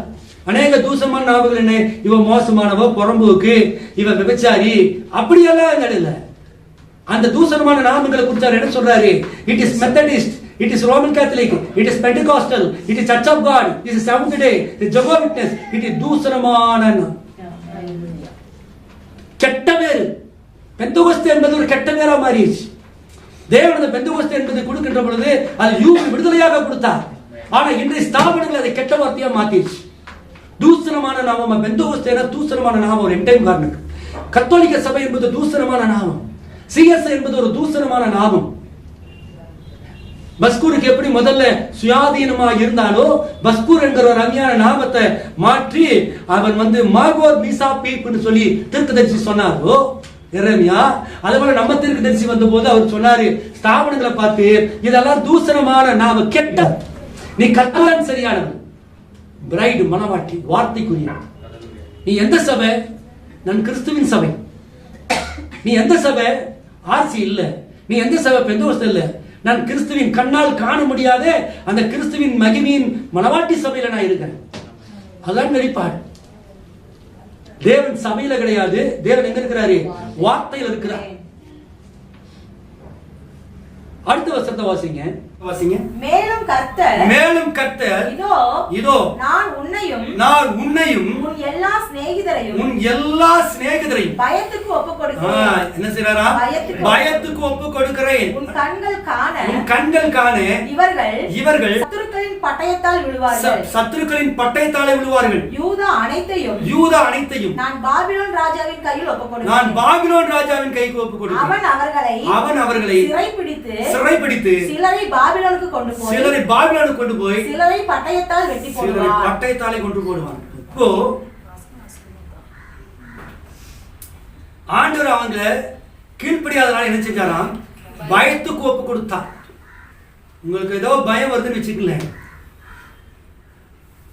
கொரோனா வந்தாச்சு, ஐயோ கொரோனா வந்துருச்சு அவ்வளவுதானா அப்படின்னு பயந்தேன்னா நான் தேவன் கிடையாது. தீர்க்கதரிசி சொல்றாரு, நீ பயனா நீ ஆஸ்பத்திரியில் போய் மார்ச்சுவரியில் போய் அழுகி போன பிணத்துக்கு முன்னதாக நின்று உன் கரங்களை வைத்து இயேசு கிறிஸ்து நாமத்தில் ஜீவனை தரேன்னு சொல்றதுக்கு உனக்கு தைரியம் இருக்காது அப்படின்னா நீ எப்படிப்பட்ட மனுஷன், நீ எப்படிப்பட்ட ஊழியக்காரன் அப்படின்றார். மார்ச்சுவரி எல்லாம் டெட் பாடியாக கிடக்கும். உனக்கு நாக போட்டிருக்கும், தூக்கு போட்டது, உனக்கு கண்ணை மூடிட்டு இருக்கும், உனக்கு கட்டி வச்சிருப்பாங்க, உனக்கு அறுத்து வச்சிருப்பாங்க. அந்த மார்ச்சுவரியில் போய் ஒரு பாடியை வந்து இயேசு நாமத்தில் இருந்து வா அப்படிங்கிறதுக்கு எவ்வளவு தைரியம் இருக்கணும்? மார்ச் வரைக்கும் போறதுக்கு பகல ராத்திரியே போறதுக்கு ஒருத்தருக்கு தைரியம் வருமா? நாட்டை பிடிச்ச அந்த இடம் அந்த டெட் பாடி பார்த்தோன்னு பயமா இருக்காது. ஐயோ நான் வரல அப்படி. இந்த பயத்தின் ஆவியை வந்து கர்த்தர் நமக்கு கொடுத்துருந்தாருன்னா எதுக்கு தான் பயம் வரும்னு நினைக்காது. நைட்டு தூங்கும் போது பயமா இருக்கும். ஒருவேளை ஏதோ இடி விழுந்து நம்ம மேலே விழுந்துச்சுன்னா என்னன்னு பயமா இருக்கும். பள்ளி நம்ம சாப்பாட்டில் விழுந்துருமோன்னு ஒரு பயம், நடந்துட்டு இருக்கும்போது விழுந்துருமோன்னு ஒரு பயம், ஏதாவது கார் வந்து நம்ம மோதிடுமோன்னு ஒரு பயம், இல்லை ஏதாவது தூக்கு போட்டு ஆகி நம்ம வீட்டில் இருக்குமோன்னு ஒரு பயம். இப்படி காரணமில்லாத பயம் வந்துக்கிட்டே தான். பயத்தின் ஆவி கர்த்தர் உங்களுக்கு நமக்கு ஒப்பு கொடுத்தாச்சுன்னா பயம் என்பது சாதாரணமானதல்ல. அந்த நமக்கு கர்த்தர் ஒப்பு கொடுக்காம நமக்கு பயம் இருக்குது. பயத்தை கொடுத்துட்டாருன்னு வச்சுக்கல, அவ்வளவுதான் நரக வாழ்க்கை. ஒவ்வொரு நிமிஷம் செத்து பிழைக்கும். இவங்களுக்கு அந்த ஆண்டவர் கொடுத்திருக்கிறார், பயத்துக்கு உங்களை ஒப்பு கொடுப்பேன். கர்த்தருடைய தீர்க்கதரிசிக்கு விரோதமாக இருக்கிறவன், கர்த்தருடைய தீர்க்கதரிசி எதிர்த்து நிற்கிறவன், கர்த்தருடைய செய்திக்கு விரோதமாக இருக்கிறவன் தினமும் செத்து பழைக்கிறான், பயந்துட்டு வாழ்றான். அது மட்டும் தெரிஞ்சிடுங்க. அடுத்தது வாசிங்க. பாபிலோனுக்கு ஒப்பு கொடுப்பேன், பட்டயக்கருக்கு ஒப்பு கொடுக்கிறேன். பாபிலோன் யாரு? உலகத்தின் அதிபதி. சாத்தானுக்கு தேவன் ஒப்பு கொடுத்துருவார், பட்டயத்துக்கு மரணத்துக்கும் கொடுத்துருவார். நீங்கள் எதை விரும்பினீங்களோ அதன்படி நடக்காது. கர்த்தர் எதிராக நடத்திடுவார். தீர்க்கதரிசிக்கு எழுத்து நிற்கக்கூடாது என்பதுதான் இங்க சாராம்சம். தீர்க்கதரிசி உங்களுக்கு நல்லது சொன்னாலும் சரி, உங்களுக்கு விரோதமான காரியங்களை சொன்னாலும் சரி, நீங்கள் ஏற்றுக்கொள்ளக்கூடிய விஷயங்களை சொன்னாலும் சரி, உங்களால் ஏற்றுக்கொள்ள முடியாத ஜீர்ணிக்க முடியாத காரியங்களை சொன்னாலும் சரி, ஒரு தீர்க்கதரிசியை நீங்கள் அடையாளம் கண்டு அந்த தீர்க்கதரிசியுடைய செய்திக்கு ஆமென் என்று போட்டால் மட்டும்தான் நீங்கள் தேவனுக்கு ஆமென் என்று போறீங்க. அந்த தீர்க்கதரிசி இருக்கின்ற பொழுது நீங்க தேவனுக்கு விரோதமா இருக்கிறீங்க. இங்க தண்டனை கொடுத்தது எரேமியா தேவன். தீர்க்கதரிசி வாயில் அதை சொல்றார், கதை உரைக்கிறார். அது உண்மைதானா இல்லையாங்கிறதுக்கு பின்னாடி வந்த சம்பவங்கள் நடக்குது. அடுத்தது வாசிங்க. இந்த நகரத்தில் எல்லா பலத்தையும் அது எல்லா சம்பத்தையும் அதின் அருமையான எல்லா பொருள்களையும் யூதா ராஜாக்களின் எல்லா பொக்கிஷங்களையும் நான் அவர்கள் சத்துருக்களின் கையில் ஒப்பு கொடுப்பேன். அவர்கள் அவைகளை கொள்ளையிட்டு பாபிலோனுக்கு கொண்டு போவார்கள். பஸ்கூரே, நீயும் உன் வீட்டில் வாசமாய் இருக்கிற யாவரும் சிறைப்பட்டு போவீர்கள். நீயும் உன் கள்ள தீர்க்கதரிசன தரிசனத்துக்கு செவி கொடுத்த உன் சிநேகிதர் யாவரும் பாபிலோனுக்கு போய் அங்கே மரித்து அங்கே அடக்கம் பண்ணப்படுவீர்கள் என்று சொல்லுகிறார் என்றார். கர்த்தாவே, இப்போ பஸ்கூரை பார்த்து சொல்றாரு, உன் தேசம் மட்டுமல்ல, உன் வீட்டில் இருக்கிற எல்லாரும், உன் பிள்ளைங்க எல்லாருமே பாபிலோனுக்கு சிறைப்பட்டு போய் அங்க செத்து போய் அங்க அடக்கம் பண்ணப்படுவீங்களா? உங்களுக்கு பயம் இருக்கா? பயத்தின் ஆவியை கொடுத்துருக்கிறேன். ஒவ்வொரு நிமிஷம் நீங்க செத்து பிழைக்கணும் அப்படின்ட்டு. கடைசி கால செய்திங்கிறது சாதாரணமானதல்ல. இந்த செய்தியில் இருக்கிற பாஸ்டருக்கு தான் தைரியமா பிரசங்கிக்க முடியும்.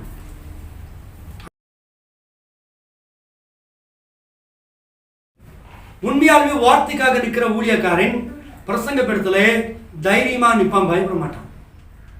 எரேமியா இவ்வளவு பிரச்சனைகள் வந்து அப்பாலஜி வாங்குறாரு. மறுபடியும் அவன் எதை எதிர்க்கின்ற பொழுது இவனுக்கு தைரியம் அதிகமாக தான் வருது. 30 ஆண்டு காலத்துல என்னை எத்தனையோ பேர் வந்து செய்தி நிமித்தம் எதிர்த்திருக்கிறாங்க. தீர்க்கதரிசியை என்கிட்ட வேணும்னு அசிங்கமா பேசுவாங்க. தீர்க்கதரிசிய வாழ்க்கையை கேவலமா பேசுவாங்க. அசிங்கமா இன்னைக்கு அரசியல்வாதிகள் இன்னைக்கு சமீபத்தில் சண்டையிட்டு இருக்கிறாங்க.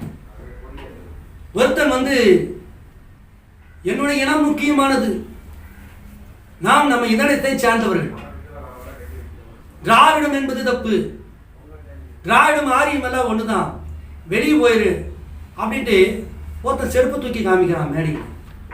இதுவரைக்கும் இந்த வரலாற்றிலே, தமிழக வரலாற்றிலே, தமிழக அரசியல் வரலாற்றிலே செருப்பை தூக்கி காமிச்ச ஒரு தலைவன் இருந்தது இல்லை. ஆனால் ஒருத்தர் செருப்பை தூக்கி காமிக்கிறான். அதற்கு பதிலடியாக இன்னொருவன் போய் மேடையில போய் அவனை தோஷம் பண்றாங்க. என்ன காரணம்? 2 கட்சிக்குமான கொள்கை வேறுபாடு. இந்த கொள்கையில நான் என்னுடைய கொள்கை, என்னுடைய கருத்து தான் பெருசுன்னு இவன் பேசுறான். அவர்களும் நாங்கள் இந்த கருத்து தான் பெருசுன்னு அவங்க பேசுறாங்க. ஆனா கருத்தியல மோதாம திடீரென்று இவர்களுக்கு மொழி அடிப்படையில் பேசுற இவர்களுக்கு திடீர்னு அந்த கருத்தை மோதாம இவங்க என்ன செய்யறாங்க? இந்த கட்சி தலைவரையும் தன்னுடைய பெண்களையும் கேவலப்படுத்தி பேசுறாங்க. எங்க வந்துருது? ஒரு வெற்றியை இழந்து தோல்விக்கு வரும்போது அவன் தனிப்பட்ட வாழ்க்கைக்கு விமர்சனத்துக்கு வரான். அந்த பக்கம் தனிப்பட்ட விமர்சனத்துக்கு வரான். அந்த அவன் சரியில்லை, பொண்டாட்டி சரியில்லை, புள்ள சரியில்லை, அவனுக்கு இத்தனை பொண்டாட்டி, இவனுக்கு இத்தனை பொண்டாட்டி, இவனுக்கு இத்தனை புருஷன், இவன் இவங்கிட்ட போனா அங்கிட்ட போனான்னு. ஏன்னா தன்னுடைய கொள்கையானது சரிவை நோக்கி கொண்டிருக்கிறதுன்னு இவனுக்கு பயம். அப்ப இந்த கொள்கையை நிறுத்தணும் அப்படின்னா மக்களை வந்து இந்த மாதிரி சொல்லி நம்ம என்ன செய்யணும்? திசை திருப்பணும், அவங்களுக்கு கெட்ட பேர் ஏற்படுத்தணும். அப்ப இந்த தலைவர் சரியில்லை, இவங்க அப்பாவுக்கு 3 பொண்டாட்டி, இவனுக்கு போற பக்கமெல்லாம் பொண்டாட்டி, இவங்க வீட்டு பொம்பளைங்க சரியில்லை அப்படின்னு கருத்தியல் தாக்குதலுக்கு வந்து தனிப்பட்ட விமர்சனத்தை வைக்கிறான். அதனாலதான் அவனுக்கு மேடையில் அடி கொடுத்துச்சு. கருத்துல மோதுடா, செருப்பையா தூக்கி காமிக்கிற? கருத்தா நீ என் ஆட்சி சரியில்லையா, என் கொள்கை சரியில்லையா, என்னுடைய இது சரியில்லையா, அதை பேசு. என் குடும்பத்து பொம்பளைகளை, என் குடும்பத்தில் தனிப்பட்ட வாழ்க்கையை பேசா, அது சரிதானே? அப்போ இன்றைக்கு ஸ்தாபனங்களும் அப்படிதான், நம்மளையும் அப்படிதான் அம்புகள் வந்தது. நான் இப்ப செய்தி பேசுறேன் அப்படின்னா செய்தியை வைக்க முடியாதவங்கனால போய் அங்கே பேசுனா எல்லாம் கரெக்டுங்க, அவர் ராஜா சரியில்லைங்க, அவர் கேரக்டர் சரியில்லைங்க, அவர் அப்படிங்க, பிரணாம் சரியில்லைங்க, அவர் 2 பொண்டாட்டிக்காரங்க, ஒரு பொண்டாட்டி செத்து இன்னொரு பொண்டாட்டி கட்டிட்டாரு, இது எப்படிங்க கட்டலாம்? அவருக்கு இச்சருக்கு எடுத்தாங்க 2வது பொண்டாட்டி கட்டினாரு, அவர் கேரக்டர் சரியில்லைங்க, அவர் ஆண் முயற்சிக்காரங்க. என்ன தெரியுமா? அவனுடைய உபதேசம் தேவனால் கொடுக்கப்பட்டிருந்தா அந்த உபதேசம் அவன் நிற்பா. அந்த உபதேசம் அவனுக்கு சரிவை கொண்டு வந்துருச்சு, உபதேசம் நிற்க முடியல. சோ தனி மனித விமர்சனத்தை அங்க கொண்டு வரான். இன்னைக்கு நம்ம மெசேஜ் இருக்கிறவங்க அதைத்தான் இன்னைக்கு பாஸ்டர்ஸ் அதான் செய்யறாங்க. நம்முடைய ஊழியத்தை அதுதான் தாக்குறாங்க. நம்ம பலமல்ல தூதன் வந்தாயிடுச்சு, ஆண்டவருடைய வருகை இப்ப பூமியில இருக்குது, எடுத்துக்கொள்ளப்படுவதற்காக நம்ம காத்திருக்கிறோம் அப்படின்னு நம்ம பிரசங்கிக்கிறோம். அது எப்படி வரலாம்? 7ஆம் முத்திரை உடைக்கப்படல அப்படின்ட்டு நம்மளை குறித்து அவங்களுடைய பிரசங்க படங்களிலே பெயரை சொல்லி நம்முடைய வாழ்க்கையை கேவலமா பேசுகிற என் டைம் பாஸ்டர்ஸ் நிறைய உண்டு. போன் பண்ணி சொல்லுவாங்க, பிரதர் உங்களை பத்தி தான் எங்க பாஸ்டர் இன்னைக்கு இப்படி பேசினாரு, இதெல்லாம் பேசினாரு. அவங்க சொன்னாங்க. அப்ப என்ன? கொள்கைய செய்தியோட கூட நம்மளுக்கு என்ன செய்யல, மோத முடியல. கருத்தா சந்திக்க முடியல, செய்தியா சந்திக்க முடியல. அதுக்கு பதிலா தனி மனித விமர்சனத்தை கொண்டு வந்து விசுவாசிகள் மத்தியில, ஐயோ ராஜா பிரதரா, ஐயோ அவர்கிட்ட பேசிடாதீங்க, அவர்கிட்ட போன் பண்ணிடாதீங்க, அப்படி செய்தியை கேட்டுறாதீங்கன்னு ஒரு மாய வலையை உண்டு பண்றது. அப்ப அவங்க என்ன செய்வாங்க, ஐயோ நல்லா தான் பேசுறாரு, வாழ்க்கை சரியில்லையே. இந்த பஸ்கூர் எரேமியா தீர்க்கதரிசியை காண தவறினான், அந்த மணி நேரத்துக்குரிய செய்தியை உணர தவறினான். அவனுடைய பாஸ்டருடைய மகன், அவன் ஊழிய காலத்தில் இருந்தவன். பைபிள் சொல்லுது ஆலயத்தில் அவன் பிரதான விசாரணைக்காரன் சொல்லல. பைபிள் என்ன சொல்லுது, கர்த்தருடைய ஆலயத்திலே பிரதான ஆசாரியன் இல்லையா? அப்ப கர்த்தருடைய ஆலயத்தில் பிரதான ஆசாரியன் இருக்கிறவன் எப்படி இருக்கணும்? விசாரணைக்காரன். விசாரணைக்காரன் கத்தல ஒண்ணுதான். விசாரணை கத்தனா இருந்தான். இவன் எப்படி இருந்திருக்கணும்? பொறுமையாக, நிதானமாக, காலத்தின் செய்தியை உணர்ந்தவனாக, காலத்தின் செய்தியை புரிந்தவனாக இருக்கும். இன்றைய ஊழியக்காரர்கள், எட்டைம் ஊழியக்காரர்கள் அப்படிதான் இருக்கும். யாரை குறித்தும் குறை சொல்லக்கூடாது, மற்ற பாஸ்டர்களை குறித்து குறை சொல்லக்கூடாது, மற்ற பாஸ்டர்களை பற்றி அசிங்கமா பேசக்கூடாது. செய்தியில் அடிங்க. எனக்கு இப்போ ஒரு பாஸ்டர் சரியில்லையா, அந்த பாஸ்டர் நான் செய்தியில தான் அடிப்பேன். பிரதர் உங்க பாஸ்டர் வந்து இந்த செய்தியில தப்பு பிரதர், அவர் இந்த பிரசங்கம் பண்ணது தப்பு பிரதர், பாஸ்டர் நீங்க பேசுற பிரசங்கம் தப்பு, அப்படிதான் சொல்லுவேன். இல்ல உங்க பாஸ்டருக்கு 2 பொண்டாட்டி உங்களுக்கு தெரியாது பிரதர், அங்க ஒன்று வச்சிருக்காரு, இங்க ஒன்று வச்சிருக்காரு, உங்க பாஸ்டருடைய வாழ்க்கை இப்படி இருந்துச்சு, அவர் முதல்ல இந்த தப்பு பண்ணாரு, இதெல்லாம் நான் சொல்லவே மாட்டேன், சொல்லக்கூடாது. அது பிசாசு. பாருங்க, பிசாசு ஒரு மனுஷனுக்குள்ள இறங்கியாச்சுன்னா அது யாரை டார்கெட் பண்ணும்? ஊழியக்காரனை டார்கெட் பண்ணும். ஏன்னா தேவன் யாரை டார்கெட் பண்றாரு? ஊழியக்காரனை. ஒரு ஊழியக்காரனுக்கு சத்தியம் சொல்லும் போது ஒரு கூட்டத்துக்கே சத்தியம் சொன்ன மாதிரி. இப்போ நான் உங்களுக்கு 100 பேரை வச்சு ஒரு செய்தி கொடுக்குறேன்னா, ஒரு 10 ஊழியக்காரரை வச்சு பிரசங்கம் பண்ணனா, அந்த 10 ஊழியக்காரனும் அவன் சபையில் 100 பேர் இருந்தாங்கன்னா அவன் சபைக்கு போய் சொல்லும் போது அது 1000 பேரா மாறிடும். ஆனா விசுவாசிகளுக்கு சொல்லும் போது அந்த 100 பேரோட முடிஞ்சிடும். அதே போல ஒரு ஊழியக்காரனை கெடுத்தா 100 விசுவாசிகளை கெடுப்பதற்கு சமம். குறைஞ்சது சாத்தானுக்கு அந்த டார்கெட் தெரியும். ஒரு ஊழியக்காரனை கவிழ்த்து போட்டா, ஒரு ஊழியக்காரனை அவமதிச்சா, ஒரு ஊழியக்காரனுக்கு கெட்ட பேர் வர வச்சா, ஒரு சபையே அவருடைய ஊழியமே என்ன செஞ்சிடும்? தகர்க்கப்பட்டு. சாத்தானுக்கு அது சந்தோஷம் வந்து. அதனாலதான் எந்த ஊழியக்காரனையும் சொந்த வாழ்க்கையை குறித்து விமர்சனம் செய்யவே கூடாது. அப்படின்னா அரசியல்வாதிக்கு நமக்கு என்ன வித்தியாசம்? அவன் செருப்பு தூக்கி காமிக்கலாம், நம்ம அது செருப்புலேயே ஒருத்தனை அடிச்சதுக்கு சமம். தீர்க்கதரிசி சொல்றார், ஒருத்தருடைய வாழ்க்கையை கேவலமா பேசாதே, அதை கொலை செய்வதற்கு அந்த 10 கட்டளை ஒரு பிரமாணத்தை நீ மீறி விட்டாய். ஆண்டவரை எப்போ நான் கொலை செஞ்சேன்? நீ இவனை பத்தி தூசணமா சொன்ன இல்லையா, அப்பவே நீ கொலை செஞ்சுட்டேன் பாரு. ஆண்டவரை நான் எப்படி விபச்சாரம் பண்ணேன்? ஒரு ஸ்திரீயை இச்சையோடு பார்க்கிறோம், எவ்வளோ அக்கடமே அவளை விபச்சாரம் பண்ணியாச்சு. அப்ப ஸ்திரீ தப்பா பார்த்தாலே விபச்சாரம் சொல்லும் போது, ஒருத்தரை குறித்து அசிங்கமா பேசுகின்ற பொழுது அவனை கொலை செய்தாகி விட்டது என்று அர்த்தம். நமக்கு தெரியாது அவங்களோட ரெக்கார்டு எப்படியா இருக்கும். இத்தனை பேரை மர்டர் பண்ணிருக்கேன், எத்தனை பாஸ்டர் குறை சொன்னீங்களோ அத்தனை பாஸ்டர் கொலை செஞ்சிருக்கிறீங்க, எத்தனை விசுவாசிகளை குறை சொன்னீங்களோ அத்தனை விசுவாசிகளை கொலை செஞ்சிருக்கிறீங்க, எத்தனை மனிதர்களை குறை சொல்லியிருக்கிறீங்களோ அத்தனை மனிதர்களை நீங்க கொலை செஞ்சிருக்கீங்க. கிறிஸ்துவ வாயிலிருந்து அடுத்தவங்களை குறிச்சுதான தூசணம் வரவே கூடாது. சாட்டையில தீர்க்கதரிசி அடிச்சது ஒண்ணுதான், இன்னைக்கு நம்ம தீர்க்கதரிசியை பேசுறது ஒண்ணுதான். பிரணாமை குறித்து எவ்வளவு அசிங்கமா பேசுறோம், பிரணாமை குறித்து எவ்வளவு கேவலமா பேசுறான், பிரணாமை குறித்து எவ்வளவு அசிங்கமான வீடியோக்களை போடுறாங்க. ஆனா கர்த்தர் பார்த்துட்டு எரேமியா அதெல்லாம் சகித்து கொண்டார். எரேமியாவுடைய பாடுகளை நீங்க நினைச்சு நீங்க அதை படிச்சு பாருங்க. ஆனா எரேமியாவுக்கு ஒரே ஒரு நிச்சயம் இருந்துச்சு. இத்தனை 4 முறை சிறைச்சாலையில போடுறாங்க. அந்த 4 சிறைச்சாலை குறித்து உங்களுக்கு இன்னொரு நாள் பேசுறேன். இந்த 4 முறை சிறைச்சாலை கடினமான ஒரு சிறைச்சாலை. அதில் ஒன்னே ஒன்று மட்டும் உங்களுக்கு சொல்லி நான் முடிக்க போறேன். ஒன்னே மட்டும் வாசிங்க. எரேமியா 38ஆம் அதிகாரம் 6வது வசனம் வாசிங்க. அப்பொழுது அவர்கள் எரேமியாவை பிடித்து அவன் காவல்சாலையின் முற்றத்தில் இருந்த அமலேக்கின் குமாரனாகிய மல்கியாவினுடைய துறவிலே போட்டார்கள். எரேமியாவை கயிறுகளினால் அதிலே இறக்கி விட்டார்கள். அந்த துறவிலே தண்ணீர் இல்லாமல் உலையாய் இருந்தது. அந்த உலையிலே எரேமியா அமிழ்ந்தான். பாருங்க, மொத்தம் 4 சிறையிருப்பு இருக்குது. 37ஆம் அதிகாரம் 37ஆம் அதிகாரத்திலிருந்து 4 சிறையிருப்பு நீங்க பார்க்கலாம். ஆனா இந்த ஒரு சிறையிருப்பு இது எப்படிப்பட்ட சிறை அப்படின்னா, பவுல் எப்படி 200 அடி கீழே பள்ளத்துல இறக்கி போட்டாங்க, அது வேற. ஆனா இது வந்து கிணறு. இந்த கிணறுல வந்து என்ன இல்ல, தண்ணி இல்ல, ஆனா உலையில என்ன அர்த்தங்க, சேரு. சேரும் சகதியுமா இருக்கு. இந்த சேரும் சகதியுமான இந்த கிணத்துக்குள்ள தூக்கி ஒரு கைத்தை வச்சு கத்தி இறக்கிட்டாங்க. அதுக்கு முன்னாடி பாத்தீங்கன்னா அதையாம இந்த சீர்லயும் தீர்க்கதரிசனம் எதிராக தான் பேசுறான். எத்தனை சொன்னாலும் அடங்க மாட்டேங்கிறா நீ அப்படின்னு அந்த வெறி, கொலை வெறி தாக்குதல். இவனை கொன்னோம்னா ரத்த வலி நம்ம கையில வந்துடும். ரத்தம் இல்லாமல் எரேமியாவை சாகடிக்க வேண்டும் என்பது அவங்க திட்டம். பிளாத் எப்படி இயேசுவை கைகளுனா, பிளாத்து வந்து இயேசு நீதிமான்னு கண்டுட்டான். ஆனா ஜனங்கள் நிமித்தம் அவங்களை ஒப்பு கொடுத்தான். ஆனா ரத்த வலியை வந்து கையை கழுவிட்டான். அந்த ரத்த வலிக்கு தன்னை நீங்களாக்கணும்னு அவன் நினைச்சான். அதே போல இங்க இருக்கிறவனோ, இங்க இருக்கிற அந்த ராஜாக்களோ எரேமியாவுடைய ரத்தத்தை சிந்தாம ரத்த காயம் இல்லாம அவனை சாகடிக்கணும். அதுக்கு என்ன ஒரு வழி, கிணத்துல ஊற்றி போறோம். அந்த கிணத்துல தண்ணி இல்லை. தண்ணி இருந்தா நீச்சல் அடிச்சு ஏதோ ஒண்ணு தன்னை உயிரை காப்பாத்திக்குவான். என்ன இருந்துச்சு, உலையான சேரு.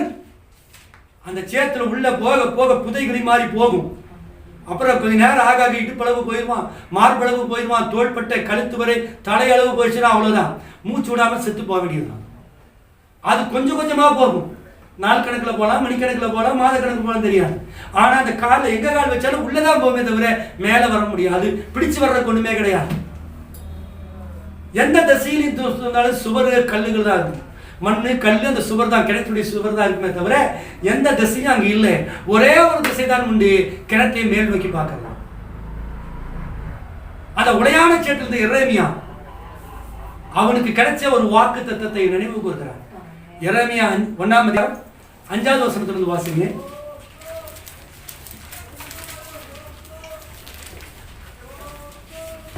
நான் உன்னை தாயின் வயிற்றில் உருவாகும் முன்னே, நான் உன்னை தாயின் வயிற்றிலே உருவாகும் முன்னே உன்னை அறிந்தேன். நீ கர்ப்பத்தில இருந்து வெளிப்படும் முன்னே நான் உன்னை பரிசுத்தம் பண்ணி உன்னை ஜாதிகளுக்கு தீர்க்கதரிசியாக கட்டளை என்று சொன்னார்.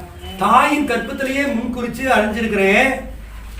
அதுக்கு முன்னாடி என்ன செய்ய, ஜாதிகளுக்கு தீர்க்கதரிசியாக கட்டளையிட்டேன். அடுத்தது வாசிங்க.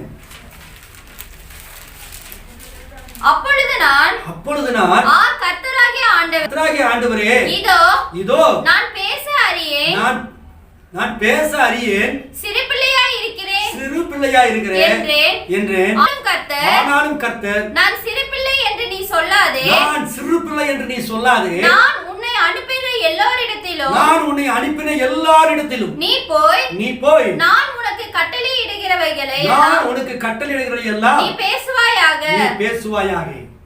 அடுத்தது, நீ அவர்களுக்கு பயப்பட வேண்டாம், பயப்படாத, உன்னை காக்கும்படிக்கு நான் உன்னுடனே இருக்கிறேன் என்று கர்த்தர் சொல்லி, கர்த்தர் தமது கரத்தை நீட்டி என் வாயை தொட்டு இதோ என் வார்த்தைகளை, போதும். இதுதான் அவனுக்கு ஞாபகம் வந்தது. ஊழியத்துக்கு அழைக்கும் போது என்ன செஞ்சாரு, உன்னை தாயின் கர்ப்பத்திலேயே முன் குறிச்சிருக்கா, ஜாதிகளுக்கு தீர்க்கதரிசியாக உன்னை வச்சிருக்கிறேன். இதை யாரும் பார்க்கல, தீர்க்கதரிசிக்கு மட்டும். என்ன சொன்னாரு, இந்த ஜனங்களுக்கு நீ பயப்படாதே, நான் உன்னை காக்கும்படிக்கு நான் உன்னோடு கூட இருக்கிறேன். இந்த தேவனுடைய வார்த்தை விசுவாசிக்கிறவங்க தான் தீர்க்கதரிசி. தீர்க்கதரிசி ஏன் மனிதனுக்கு பயப்படுறதில்ல, தேவனுடைய சத்தத்தை கேட்டதுனால. நம்ம ஏன் தேவனுக்கு பயப்படுறதில்ல, தீர்க்கதரிசி சத்தத்தை கேட்டதுனால. தேவனுக்கு பயந்த ஒரு மனிதன் தீர்க்கதரிசி. அந்த தீர்க்கதரிசியுடைய செய்தி பொய்யா இருக்காது. அந்த செய்தி தேவனுடைய செய்தி என்று விசுவாசிக்கிறோம். அந்த தீர்க்கதரிசி செய்தி நமக்குள்ள வருகின்ற பொழுது அந்த தீர்க்கதரிசி இருக்கிற அதே தைரியம் நமக்கு வருது. பயப்பட மாட்டேன். ஜாதிகளுக்கு தீர்க்கதரிசியாக வைத்தேன், உன்னை காக்கும்படி நான் உன்னோடு கூட இருப்பேன். இதுதான் எரேமியா கிணத்துக்குள்ள இருந்து மேல் நோக்கி அவன் பார்த்து சேத்துல இருந்து ஒவ்வொரு இன்ச்சா இறங்கிட்டு இருக்கிறான். நம்மளா இருந்தா பயந்துருப்போம். ஐயோ எத்தனை நேரத்தில் நம்ம உள்ள போகிறோம், மூச்சு தண்ணி செத்து போயிடுவோம். ஐயோ அம்மா காப்பாத்துங்க, ப்ளீஸ் மன்னிச்சுக்குங்க, நான் இனிமேல் அது சொல்ல மாட்டேன், நான் இந்த ஊழியத்தையே செய்ய மாட்டேன், நான் வேற எங்கேயாவது போயிடுறேன். மற்றவன் கத்தியிருப்பான். ஆனா எரேமியா பயப்படலை. இன்ச்சு பெஞ்சு உள்ள போனாலும் எவ்வளவு கீழே போறவோ அவ்வளவு நம்ம மேல போவோங்கிற நம்பிக்கை அவனுக்கு இருந்துச்சு. அதனால ஏன்னா அந்த வாக்கு தத்துவம், தேவன் வாக்கு தத்துவம் பண்ணுவதை நிறைவேற்ற வல்லவராக இருக்கிறார். தாயின் கர்ப்பத்திலே இவனுக்கு தெரிஞ்சுட்டா, அவனுக்கு தெரியாது. நம்ம கிழவனா பார்த்துருக்கலாம், வாலிபனா பார்த்துக்கலாம், சின்ன பையனா பார்த்துக்கலாம். அழைக்கும் போது என் ஆண்டவரே ஊழியத்துக்கு ஒன்று அழைக்கிறேன்னு சொன்னேன், அவனுக்கு சந்தோஷமா இதோ நான் வரேன்ட்டு போகல. ஆண்டவரே நான் பேச தெரியாத சிறு பிள்ளை, எனக்கு பேச தெரியாத ஆண்டவரே.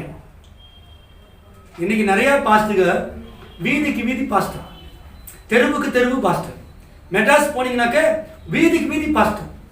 ஒரு சபையில பாஸ்டர் இருந்தால் அது உடஞ்சி அதில் 10 பாஸ்டர், குட்டி குட்டி பாஸ்டர். அந்த குட்டி குட்டி பாஸ்டருக்கு 10 குட்டி குட்டி பாஸ்டர். அவங்களுக்கு என்ன, ஒரு சாவு வீட்டுக்கு வாங்கினா வரமாட்டாங்க, ஒரு பிசாசு தட்டணும்னா வரமாட்டாங்க. ஆனா ஒரு செய்தி கொடுக்க வாங்கினா பறந்தடிச்சுட்டு வருவாங்க. பிரசங்கம் பண்ணணும். இன்னைக்கு ஊழியக்காரர்களுக்கு எது, பிரசங்கம் பண்ணணும். அந்த பிரசங்கத்தின் மூலமா அநேகர் ஆமென் அல்லேலூயான்னு கத்தணும். அதன் மூலமா இவர் ஒரு பெரிய பிரசங்கி என்ற பெயர் வாங்கணும். இதுதான் இன்றைய எண்ட் டைம் மெசேஜ்ல நிறைய பாஸ்டர்கள் அழைக்கப்படாத ஊழியக்காரர். ஆனா உண்மையான அழைக்கப்பட்ட ஊழியக்காரர் எப்படி தெரியுமா இருப்பா, ஐயோ நான் வரமாட்டேன் ஆண்டவரே, எனக்கு பேச தெரியாது. மோசே என்ன சொன்னா, நான் மந்த நாக்கு திக்குவாய் உள்ளவன், நான் எப்படி ஊழியத்துக்கு வர்றது? அவன் தன்னுடைய இயலாமையை வெளிப்படுத்தினான். ஒவ்வொரு ஊழியக்காரனும் அப்படிதான் வேதத்துல. இந்த எரேமியா அப்படிதான், சிறு பிள்ளையா இருக்கிறேன், நான் சின்ன பையன், நான் போய் என்னத்தை பேசுறது, எனக்கு பேச தெரியாது. ஆனா ஆண்டவருடைய டிவைனிட்டி குவாலிட்டி, பரிபூர்ண பலகணத்தில் இருக்கிறவன் உனக்கு பரிபூர்ண பலனாய் இருக்கும். எது உனக்கு அது மைனஸோ அதுதான் எனக்கு பிளஸ் பாயிண்ட் என்று அவர் சொன்னார். பலகீனமானவர்களை வைத்துதான் ஊழியம் செய்கிறார். அவர்களுக்கு தான் அந்த முரட்டு தைரியம் வரும். எல்லாம் படிச்சவனுக்கு தைரியம் வராது. நீட்டா பேசுவான், இதை பேசுனா ஜனங்க தப்பா நினைச்சுக்குவாங்களோ, இந்த வார்த்தை யூஸ் பண்ணா ஜனங்க தப்பா நினைச்சுக்குவாங்களோ, அவன் டீசெண்டா பேசுவான், பணக்காரன் பணத்திமுறையில பேசுவான். ஆனா ஒன்றுமற்றவன் புதைகுழியில் இருக்கிற எரேமியா அடுத்தது எப்படி தான் சாப்பிடுறதுக்கு இருக்கிறது, தான் எப்படி பிழைப்போம் என்கிற வழியில் ஒரே ஒரு வழிதான் இருந்தது. அந்த கிணத்தினுடைய மேல் வழியை நோக்கி பார்ப்பதுதான். அந்த மேலே என்ன இருந்தது, வானம் தெரிந்தது. அந்த வானத்துல தான் கர்த்தர் இருக்கிறார் இல்லையா. மேல் நோக்கி பார்க்கறத தவிர ஒரு வழியே இல்லை. எல்லாமே அவனுக்கு எல்லாம் போயிடுச்சு. ஒரு கொரோனா பேஷண்ட் படுத்துருந்தானே என்ன இருக்கும், கை காலெல்லாம் அசைவு இருக்காது, எந்திரிச்சுன்னா விழுந்துடும், எதுவுமே சாப்பிட பிடிக்காது, ஒரு நிம்மதி இருக்காது, கை கால் உளைச்சலா இருக்கும், பலகீனமா இருக்கும். வெளியே ஆஸ்பத்திரியில் இருக்கும்போது பார்த்தேன், யோசித்தேன், வெளியே எத்தனை ஆர்ப்பாட்டங்கள், திரைப்படங்களுக்கு போவதும் வருவதும், ஜவுளி கடைக்கு போறதும் வருதும், எத்தனை பர்ச்சேசிங், எத்தனை சந்தோஷம், எத்தனை பணம் கொடுக்கல் வாங்கல், பேங்க், ஏடிஎம், இதெல்லாம் இருக்குது. நான் படுக்கையில் படுத்துட்டு எந்திரிக்க கூட முடியல. அவ்வளோதான். மறுபடியும் அந்த வாழ்க்கை எனக்கு கிடைக்குமா? மறுபடியும் இந்த இடத்துல நம்ம பைக்கில் வருவோமா? மறுபடியும் இந்த இடத்துல காரில் வருவோமா? அது ஒரு ஒரு ஒரு யோசனை, மாம்சம் பிரகாரம் யோசனை. அவ்வளோதானா, கைகாலாம் முடிஞ்சிச்சு. ஒரு கொரோனாவுக்கே அப்படின்னா புதைகுழியில் இருக்கிறவனுக்கு எப்படி இருக்கும்? காப்பாற்ற யாரும் வரமாட்டா, ஒரு காக்கா குருவி கூட வராது. அந்த புதைகுழி இருட்டா இருக்கும்.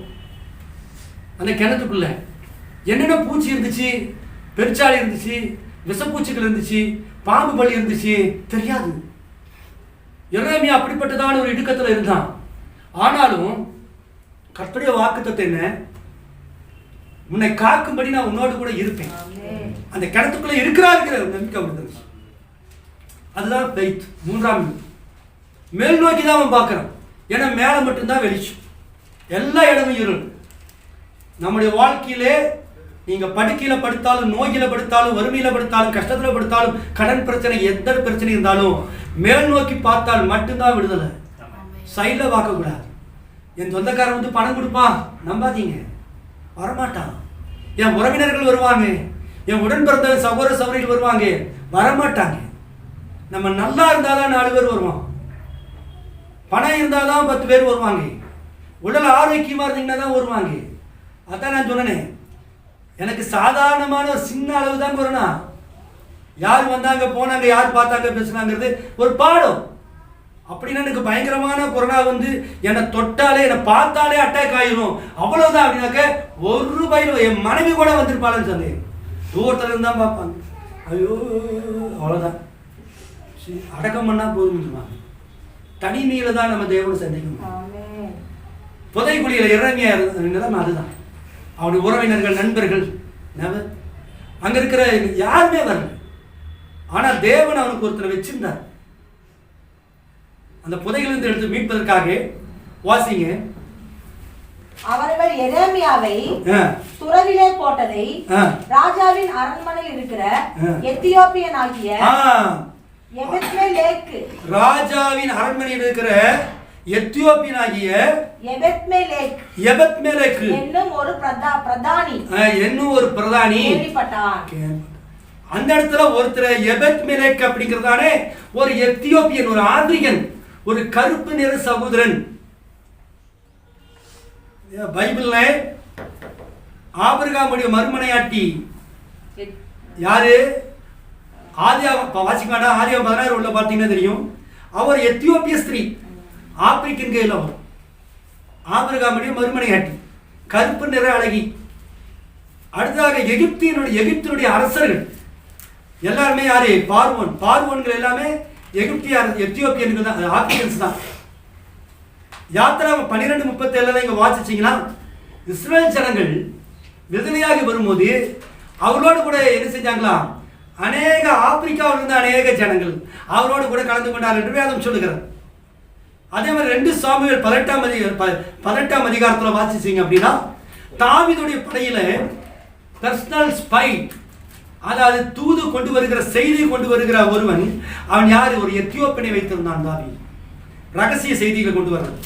2 நாளாகமத்திலே 12ஆம் அதிகாரம் 3வது வசனத்திலே லிபியா சுக்கோத் அப்படிங்கிறவங்க எத்தியோப்பிய படையில் இருந்திருக்கிறாங்க. அடுத்ததாக உன்னத பாட்டு 1ஆம் அதிகாரம் 5-6 வாசிக்கின்ற பொழுது சாலமனுடைய ஆசை நாயகி சூலமித்தியால் ஒரு எத்தியோப்பிய ஸ்திரீ, கருப்பு நிற அழகி. அதே மாதிரி எபெத்மெலேக் 38:7 நம்ம வாசிச்சோம் இல்லையா? அவன் யாரு? ஒரு எத்தியோப்பியன். அது மாத்திரமல்ல, ஆண்டவராக இயேசு கிறிஸ்து சிலுவை சுமந்து வருகின்ற பொழுது மார்க் 15:29 வாசிக்கின்ற பொழுது கிறிஸ்து சிலுவையை சுமந்து வரும்போது எத்தியோப்பியன். இதை குறித்து நம்ம ஏற்கனவே செய்தி எடுத்துக்கிறோம். அது மட்டுமல்ல, அப்போஸ்தலர் 8ஆம் அதிகாரத்திலே அந்த கந்தேகா மந்திரி தானே, அந்த மந்திரி யாரு? அவன் எத்தியோப்பிய நாட்டு ஸ்திரீ, எத்தியோப்பியன், ஆப்பிரிக்கன். பிலிப்புக்கு ஞானஸ்தானம் எடுத்தவன் இல்லையா?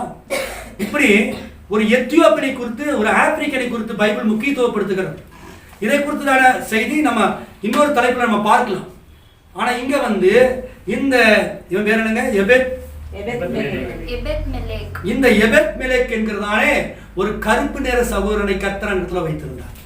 இயேசு சிலுவை சுமந்து கொண்டு வருகின்ற பொழுது எப்படி அதனுடைய விளக்கம் என்ன, அந்த கிணறு என்ன, அது என்ன கயிறு போட்டா, இதெல்லாம் நம்ம இன்னொரு செய்தியில் நம்ம பார்ப்போம்.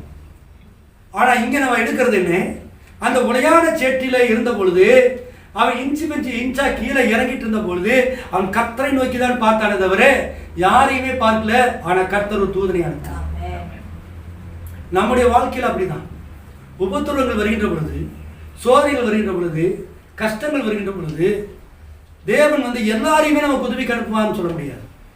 எல்லாரும் என்னை கைவிட்டார் என்று பவுல் சொல்லுகிறார். எல்லாரும் என்னை கைவிட்டார். நான் பசியாய் இருந்தேன், நிர்வாணமாய் இருந்தேன். என்னை என்னோடு இருக்கிற தேமா, உயிருக்குயிரான இந்த தேமா என்னை விட்டு ஓடி போயிட்டான். ஏன்னா தேமா பார்க்கிறான், பவுலுடைய ஊழியத்தில் இருக்கப்பட்டு, அவனுடைய செய்தியில் இருக்கப்பட்டு கூட இருந்தவன். ஆனா பவுலுக்கு வந்து 2 அங்கி தான் இருந்தது. 2 அங்கி தான் இருந்தது. அவனுடைய செலவுக்கு பணம் இல்லை. இந்த ஒரு கண்ணு அவனுக்கு பூளை வடிச்சுக்கிட்டே இருக்கும். அந்த கண்ணை தொடச்சிட்டு தான் பிரசங்கம் பண்ணிட்டு இருப்பான். அப்ப அந்த தேமா இவனுடைய வல்லமையான பிரசங்கத்தை, அற்புத அடையாளங்களை பார்த்து ஈர்ப்புல வந்துட்டான். ஆனா வந்தவன் பக்கத்துல இருந்து வாழ்கின்ற பொழுது இவன் உண்மையாலுமே ஊழியக்காரனாக இருந்தால் கர்த்தர் ஏன் இவனுடைய கண்ணை சுகமாக்கல? இவன் நல்லா இருக்கணும் இல்ல? அப்ப இவன்கிட்ட ஏதோ ஒரு தப்பு இருக்கு. இவன் உண்மையான ஊழியக்காரன் கிடையாது. இவ்வளவு பெரிய ஊழியக்காரன், மகத்தான ஊழியக்காரன், ஏன் 2 அங்கி வச்சுட்டு தரித்திரம் பிடிச்சிருக்கிறான்? செலவு கூட காசு இல்லாம இருக்கிறான். அப்படின்ட்டு வீடு, ஒரு சொந்த வீடு இல்ல, வாடகை வீட்டுல இருக்கிறான். அப்படிங்கிறதானே அந்த எண்ணத்துல வந்து அவனை விட்டு பிரிந்து போனான் என்று தீர்க்கதரிசி சொல்லுகிறார். என் ஊழியத்தின் தற்போதைய கட்டம் அப்படிங்கிற செய்தியில தேமாவை குறித்து பிரசங்கிக்கிறார். அவனோடு கூட இந்த தேமாவும் அவனை விட்டு போயிட்டாங்க. எல்லாரும் என்னை விட்டு பிரிந்தார்கள். இது ஒவ்வொரு விசுவாசிக்கும் வாழ்க்கையில வருகின்ற பொழுது எல்லாரும் நம்மளை கைவிட்டுருவாங்க. யாரை நாம் நேசிக்கிறோமோ, யாரை விரும்புகிறோமோ அவங்க கைவிட்டுருவாங்க. ஆனா எரேமியாவும் சரி, பவுலும் சரி, அவங்களுக்கு ஒரே ஒரு விஷயம் என்னன்னாக்க, ஆண்டவர் எரேமியா அழைக்கும் போது தாயின் கர்ப்பத்தில் உன்னை அழைச்சே, நீ இந்த ஜனங்களுக்கு பயப்படாம பேசினார். அதே தேவன் தான் பவுலை வழியில சந்திக்கின்ற பொழுது சொன்னாரு, நீ எருசலேமிலே என் நாமத்தை குறித்து பிரசங்கிக்கவும் என் நாமத்து நிமித்தம் நீ எவ்வளவாய் பாடுபட போகிறாய் என்பதை உனக்கு நான் பின்னாடி அறிவிக்கிறேன் அப்படின்னா. அவனுடைய அழைப்பு த டிவைனிட்டி காலிங், தெய்வீக அழைப்பு. அந்த உன்னத அழைப்பை பெற்றுக்கொண்டவன் எதை வேண்டுமானாலும் சகிப்பான். தேவனுடைய வார்த்தை கேட்டு அந்த காலிங் வந்த உடனே இந்த கிறிஸ்துவுக்காக நான் மரிக்கவும் ஆயத்தமாயிருக்கிறேன். கர்த்தராகிய இயேசு கிறிஸ்துவை அறிகிற அறிவின் மேன்மைக்காக நான் எல்லாவற்றையும் தூசியும் குப்பையுமாக எண்ணுகிறேன். இந்த உலக வாழ்க்கை ஒன்றும் இல்லை, நான் கிறிஸ்துவுடனே கூட சிலுவையிலே அறையப்பட்டேன் அப்படின்றான். இதுதான் மெசேஜில் இருக்கிறவங்களுக்கு, என்டே மெசேஜில் இருக்கிறவங்களுக்கு தீர்க்கதரிசி பவுல் எரேமியாலாம் முன்மாதிரி. நாசியிலே சுவாசமுள்ளே மனுஷனை நம்புவதை பார்க்கிலும் கர்த்தரின் பேரில் பற்றுதலாக இருப்பதை நான் காப்பாதற்கு யாரும் இல்லாத போது அவர்கள் ஆடி பாடி என்ன செஞ்சாங்க, பாடி துதித்தார் என்று பார்க்கிறோம். யாரு? பவுலும் சீலாவும். ஆனால் ஒரு தூதனை தேவன் அனுப்பி அந்த தூதன் சிறைச்சாலையுடைய கதவை திறந்தார். ஒரு தூதன் வந்தான் இல்லையா?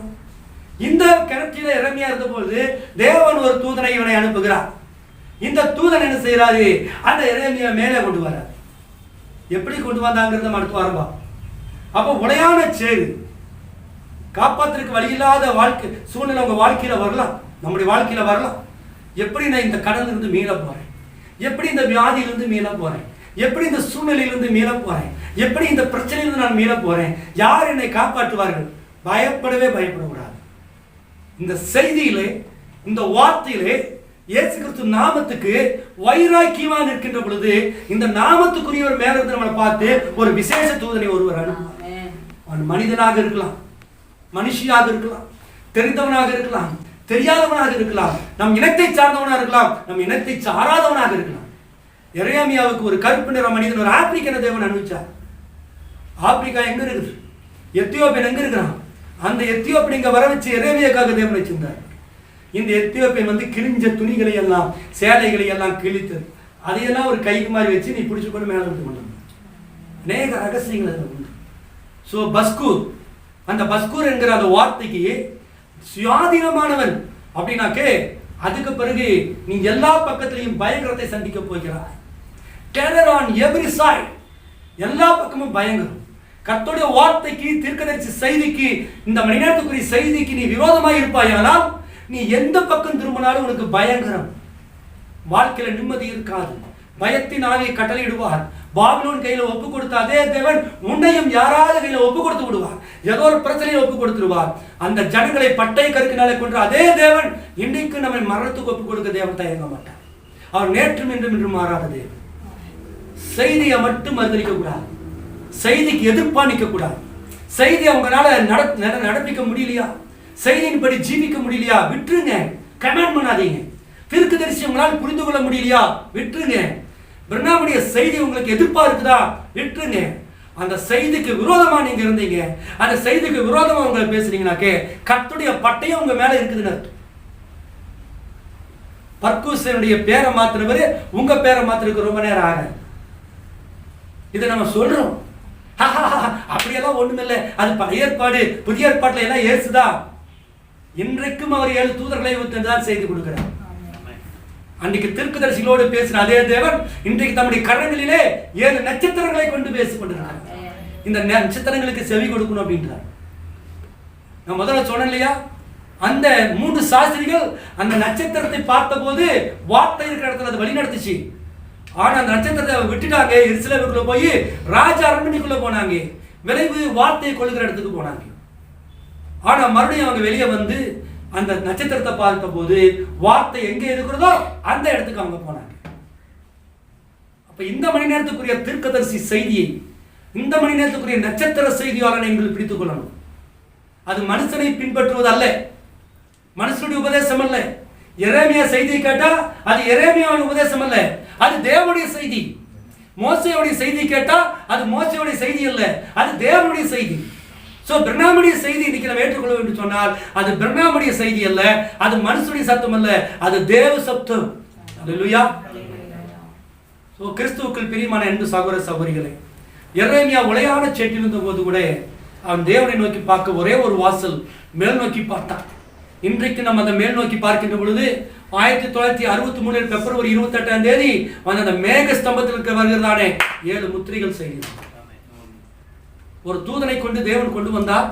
ஒரு பலமுள்ள தூதன் நமக்காக இறங்கி நமக்கு ஒரு இணைப்பை ஏற்படுத்தி 7 முத்திரைகள் என்கிற ரகசியத்தை கொடுத்தார். அவன் நம்முடைய பார்வை எல்லாமே மேல் நோக்கி தான் பார்க்கணும். கழுகு எப்பொழுதுமே அது மேல் நோக்கி தான் பார்க்கும், அது வானத்துக்குரிய உறவு, அது கீழே பார்க்காது.